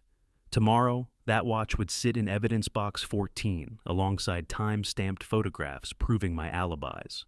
Tonight it just told me it was time for bed. Judge Vera Ashford called the courtroom to order at 9 a.m. sharp, and I watched my wife of 25 years stand in federal custody to hear 7 felony charges read aloud. The watch on my wrist felt heavier than it had the night before. Evidence box 14 wouldn't receive it until after testimony. For now, it still ticked against my skin. The U.S. District Court for the Northern District of Iowa sat in Cedar Rapids, all wood paneling and federal authority. Judge Ashford, who'd presided here for 20 years, had the controlled presence of someone who'd sentenced hundreds of defendants and learned to see through every lie. Assistant U.S. Attorney Sarah Brennan stood to read the charges. 15 years of prosecuting white-collar crimes had given her voice the precision of a surgical instrument. At 7 counts, she said. Attempted murder in the first degree, conspiracy to commit murder, medical fraud, conspiracy to commit fraud, money laundering, interstate smuggling. The defendant planned, executed, and profited from a systematic poisoning over 18 months. Constance stood between federal marshals and Prison Orange. The broken woman I'd seen at the detention center had vanished. This version was rigid, defiant eyes blazing. "I was framed," she screamed. "He set me up 25 years of marriage, and he framed me." Judge Ashford's gavel fell once. "Mrs. Langley, you will remain silent or be removed." Constance's attorney touched her arm. She jerked away. "Your Honor." AUSA. Brennan said, "The prosecution would like to present audio evidence. The defendant's own words recorded during the conspiracy." My chest tightened. This was it. "Proceed," Judge Ashford said. Constance's voice filled the room, not broken, not desperate, cold and calculating. 2 more months of the scopolamine, and he'll be incompetent enough for the conservatorship. Then we take everything. Lyle's voice answered, "What if he dies before then?" "Better for us. Either way, by March he won't remember his own name." The courtroom went silent. I watched Constance's face drain of color, watched her turn toward me, eyes wide with betrayal. She hadn't known about the watch. Vivica's birthday gift hadn't just been alibi evidence. The watch contained a micro-recording device that had captured every conversation within 20 feet for 3 months. Her voice, her words, her casual discussion of destroying me. That's illegal," Constance shrieked. "That's entrapment." "Mrs. Langley," Judge Ashford said, "one more word and you will be gagged." Constance broke, collapsed into her chair, sobbing, shoulders shaking. Brennan played 3 more recordings, each one more damning. Constance and Lyle discussing dosages. Constance and Dr. Pennington negotiating payment. Constance arranging her escape to Montreal. By the 3rd recording, Constance had stopped crying, just sat there staring at nothing. "Your Honor." Brennan said, "The evidence is overwhelming. 7 federal counts substantiated by surveillance footage, medical records, financial documentation, and the defendant's own recorded admissions." Judge Ashford reviewed documents in silence. On 7 federal counts, she finally said, "This court finds sufficient evidence to proceed to trial. Defendants are remanded without bail. The conspiracy and premeditation are clear." 20 years. Constance would be 85 when she got out. I would be 88 if I lived that long. Its farm title and all assets are hereby restored to Horace Benjamin Langley. Judge Ashford continued, "This preliminary hearing is concluded." The gavel fell. Marshals led Constance toward the side door. She didn't look at me, not once. Just walked away in prison, orange shoulders hunched. I walked out of the courthouse into December afternoon. Cold air hit my face sharp and clean. Vivica, Brent, and Chloe waited on the courthouse steps. 5-year-old Chloe saw me first. "Grandpa?" She ran toward me, pigtails flying. "Are you finished yet? Can we go now?" I lifted her, felt her small arms wrap around my neck. "Yes, baby, I'm finished." The simplest truth I'd spoken in months. "Where are we going?" she asked. I looked at Vivica over Chloe's head. My daughter who'd investigated her own mother, who'd given me a watch that saved my life. "Is home, baby," I said. "We're going home." 3 days later, I drove through the farm gate for the first time in weeks. Vivica stood by the beeswax factory with long-time workers who'd kept operations running. Nobody spoke loudly, just nods. Vivica nodded, I nodded back. The workers returned to work. I walked the farm alone, through the warehouse where we'd built fake barrels, down to the cellar where Constance had planned to steal imaginary treasure, through the factory where 40 years of business had built something worth destroying. The beeswax workshop smelled the same, 40 years of that smell wax and oak and Iowa dirt. It used to mean prosperity. Now, it just meant survival. I touched the walls I'd helped raise 4 decades ago. Ran my hands over workbenches I'd built myself. Breathed air thick with memory and loss. My wrist felt light. The watch, Vivica's gift. My alibi? The recording device that captured Constance's confession was still locked in evidence box 14 in Cedar Rapids. I'd get it back eventually. For now, the farm was enough. How do you reclaim a place that's been stolen from underneath you while you lived in it? I stood in the workshop, where I'd built my business, breathing familiar smells, touching walls that remembered younger hands. The watch was in evidence storage. Constance was in federal prison. The farm was mine again. But standing here alone in December, silence surrounded by 40 years of work and memory, I wondered what exactly I'd won. 14 days after the sentencing, I signed the evidence release form in triplicate and watched the FBI clerk disappear into the storage vault to retrieve box 14. The workshop had felt hollow without the watch. For weeks I'd reached for my wrist out of habit, found nothing remembered. Now Agent Prescott had called. The evidence was released. I could reclaim what was mine. The FBI evidence storage facility in Des Moines smelled of sterile air and plastic. Dennis Wolcott, the clerk who had worked here for 11 years, processed returns with the efficient boredom of someone who'd logged 10,000 pieces of evidence. Box 14, he said, emerging from the vault with a small cardboard container. One wristwatch, exhibit a 7, sign here, and initial here. I signed. My hand shook slightly, not from scopolamine this time, just anticipation. Wolcott opened the box and removed a clear evidence bag. Inside my watch, white dial, brown leather strap. Vivica's birthday gift that had become my salvation. He unsealed the bag and handed me the watch.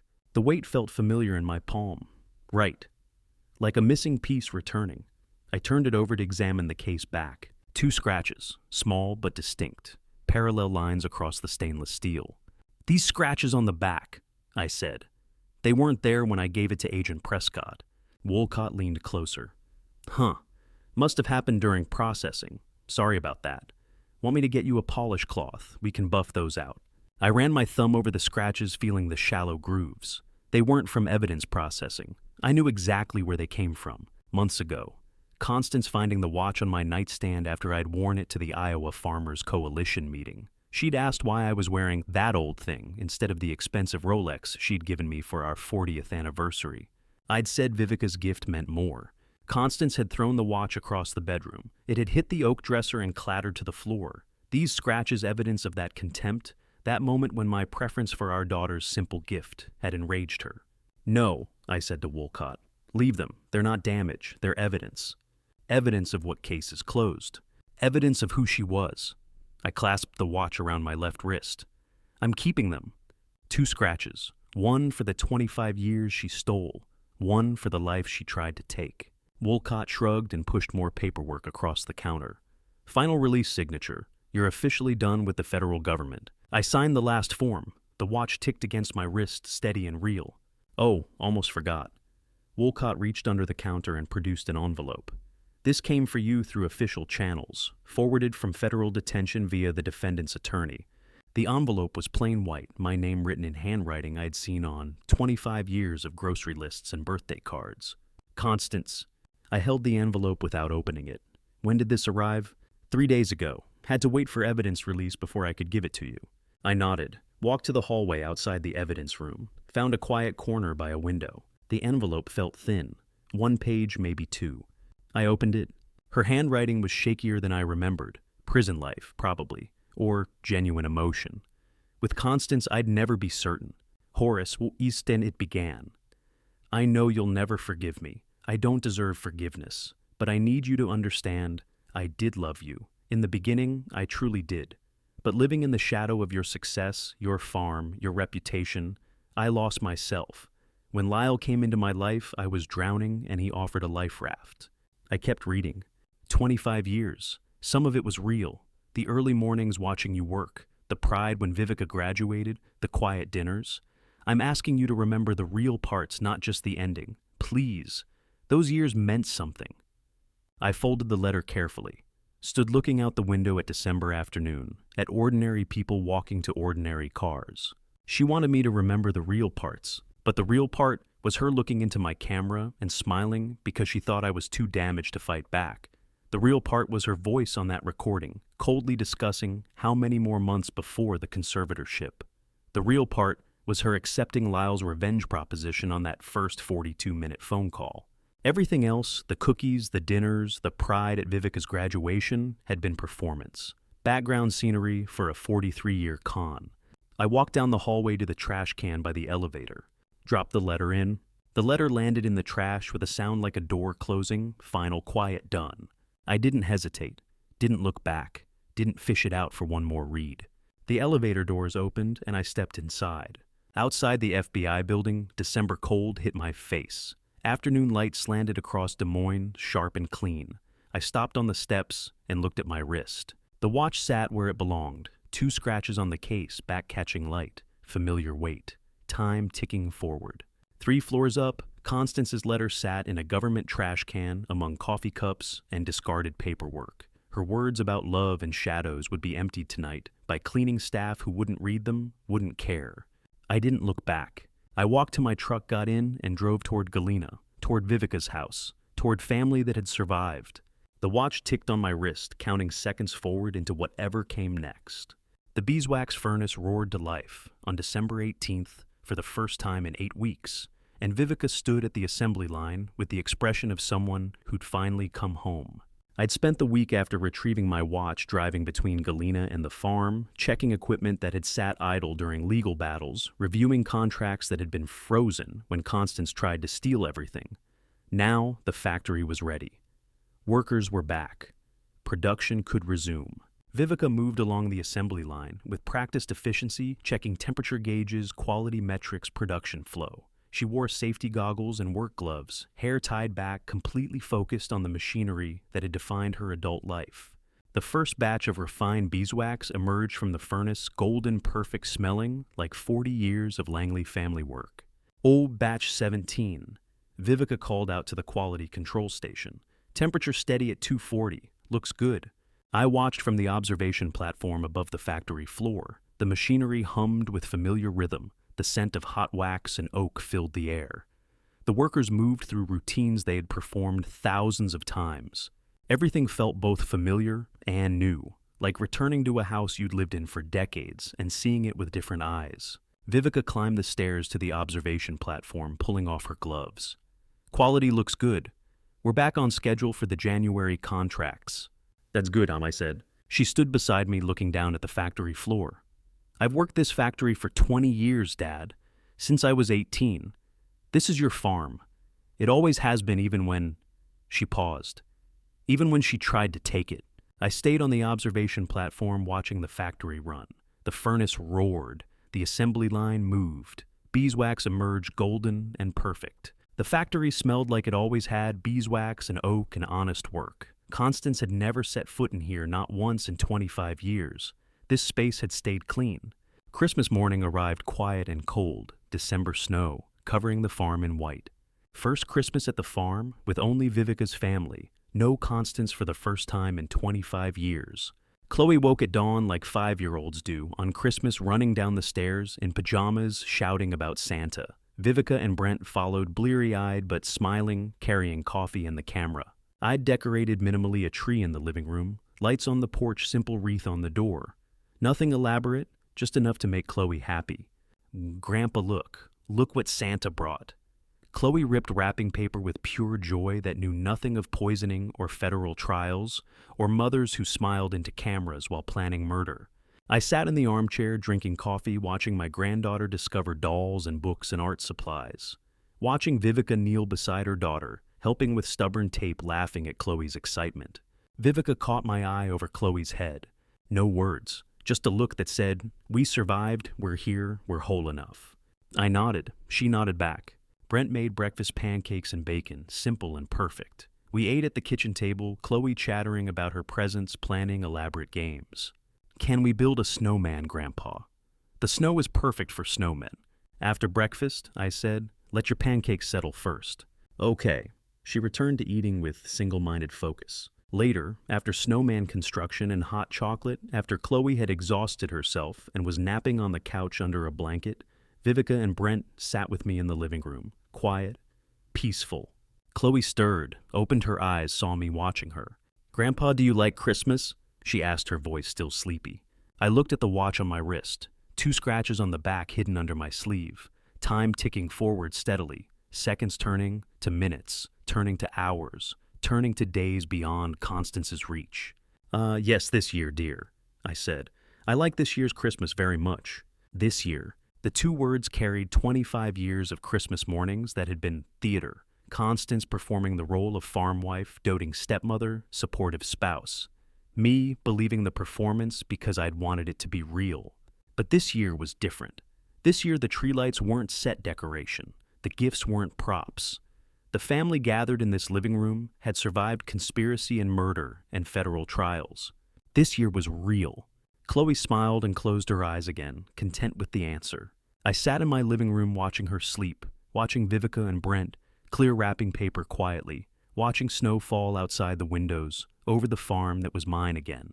The watch on my wrist ticked steadily, 2 scratches on the back, time moving forward, a family that had survived. I'd lost 25 years to a woman who'd smiled into cameras while mixing poison into my tea. Lost decades to someone I'd shared my bed with, built a life around, trusted completely.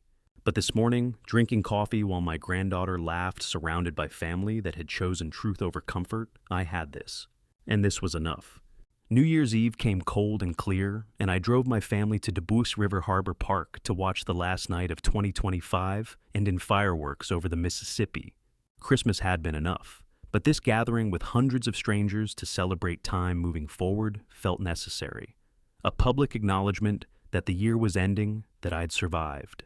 The park was already crowded when we arrived. Families clustered on stone benches overlooking the harbor. Food vendors sold hot dogs and pretzels. A brass band played from a temporary stage.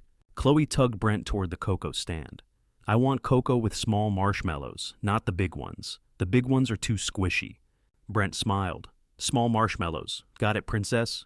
Vivica and I found a stone bench near the harbor's edge. The Mississippi stretched dark and cold before us, city lights reflecting on moving water. 2 hours until midnight, Vivica said. You holding up okay? I'm fine. Dad. I looked at her. My daughter who'd investigated her own mother, who'd given me a watch that saved my life. I'm fine, I repeated, really. She was quiet watching Chloe and Brent at the cocoa stand. Then, do you regret anything? This whole year, I thought about that. Really thought. Did I regret marrying Constance 25 years ago? Regret trusting her through decades of breakfast conversations and charity fundraisers? Regret believing in a partnership that turned out to be reconnaissance? I regret believing too long in things I wanted to believe, I said finally. I regret not seeing what was in front of me sooner. And that's not your fault? No, let me finish. I adjusted the watch on my wrist. I regret believing too long, but I don't regret having been the kind of man who could believe, who trusted. Better that than becoming someone who trusts nothing, sees conspiracies everywhere, treats every kindness like a weapon. Vivica leaned her head against my shoulder. You're a better person than I am. No, I'm just older, had more time to figure out what matters. Brent returned with cocoa, 4 cups balanced carefully steam, rising into December cold. Chloe followed, already sipping hers, marshmallow mustache forming. Small marshmallows, she announced. Daddy remembered. The crowd grew as midnight approached. Families pressed closer to the harbor edge. The brass band switched to upbeat New Year's songs. At 11:55, the countdown began. 5 minutes, the announcer shouted. 5 minutes until 2026. Chloe climbed onto my lap, cocoa gripped in both hands. Vivica leaned against my shoulder. Brent stood behind us, hands on Vivica's shoulders. The crowd started counting. 10:987. Chloe bounced on my knees, pointing at the sky. Grandpa, are you watching? I'm watching, sweetheart. 6:54. The watch ticked on my wrist. I felt it, that steady mechanical heartbeat. The watch ticked once at midnight. 365 days, ending 365 days, beginning time moving forward whether you survive or not. 3-2-1. Happy New Year. Fireworks exploded over the Mississippi. Red and gold and silver, bursting against black sky, reflecting on dark water, lighting up hundreds of upturned faces. Chloe shrieked with delight. Vivica squeezed my hand. Brent whistled. And in the midst of celebration, Chloe pressed her ear against my wrist. Is Grandpa your watch? I can hear it ticking. It is beau. It's beau picturing bold. I smiled. Yes, sweetheart, it's ticking, right on time. Does it always tick? Always. 2 scratches on the back, but keeping perfect time. She accepted this and returned to watching fireworks, completely absorbed in colored light. I held my granddaughter and watched 2025 end in fire and light. The crowd dispersed slowly after midnight. We walked back to the truck through streets full of celebration, Chloe already half asleep on Brent's shoulder. Want to come back to our place? Vivica asked. Or heading to the farm? "They farm it," I said. "I want to see the sunrise there." She nodded. Understood. January 1st, 2026 arrived in darkness. I stood alone on the farm porch at dawn, cup of coffee in my hand. Not tea. Never tea again. The sky lightened slowly over fields I'd planted for 40 years. Oak trees my first wife had helped me plant stood along the eastern boundary, bare branches reaching toward coming light. Constance had tried to take this. The land, the name, the business. 25 years of my life. But Iowa sunrise doesn't care about conspiracies. It breaks over the Mississippi River Valley, whether you're poisoned or whole betrayed or loved 68 years old, standing on your own porch, or 85 years old in a federal prison. The beeswax factory sat quiet in pre-dawn darkness. In a few hours, workers would arrive. Vivica would check the assembly lines. Production would continue like it had for 4 decades. The watch on my wrist ticked steadily. 2 scratches on the caseback, evidence I'd chosen to keep. Proof that some things survive being thrown away. I sipped coffee, bitter, safe, earned. The first light touched the oak trees. You think you know someone because you've slept beside them for 25 years, shared breakfast and taxes and Christmas mornings, built what looks like a life. But sunrise doesn't lie the way people do. This sunrise was mine. I'd built it with my own hands, cleared this land, planted these fields, raised these oak trees from saplings, constructed that factory from foundation to roof. Constance had tried to take the land, the name, the years, but she couldn't take the sunrise, couldn't steal the fact that I'd stood here at dawn for 4 decades watching light break over property I'd earned. This was mine, built with my own hands, and no one, no matter how long they sleep beside you, no matter how perfectly they perform, love could throw it away. The sun cleared the horizon. Coffee steamed in my hand. The watch ticked on my wrist. Time moved forward. And I was still here. And to you listening to my story, remember this survival isn't just about staying alive. It's about reclaiming who you are after someone tries to destroy you. I made a mistake that nearly cost me everything. I trusted without questioning. I believed performance was reality. For 25 years, I thought I knew the woman who made my tea every morning. Don't make my mistake. Trust, yes, but verify. Love, yes, but watch. When your body tells you something is wrong, listen. When family warns you, don't dismiss it. Family betrayal cuts deeper than any wound because it comes from where you thought you were safe. But here's what I learned: the same family that betrays you can also save you. My daughter saw what I couldn't acted when I was too trusting. That watch wasn't just evidence, it was proof someone loved me enough to fight for my life. I believe God put me through this to show me that evil wears familiar faces, but so does grace. The farm I nearly lost is mine. The sunrise I almost stopped seeing breaks every morning. If this story resonated with you, I'd be grateful if you'd leave a comment. Have you faced family betrayal? How did you survive it? Your story might help someone else who's listening right now. Please share this video with anyone who needs to hear it. And if you haven't already subscribed to Revenge Dad, we're building a community of survivors here. Thank you for staying until the very end. Your time matters, and I'm honored you spent it here. One final note. Some details in this story have been fictionalized to protect privacy and strengthen the message. But the core truth about survival, about family betrayal, about reclaiming your life, that's real.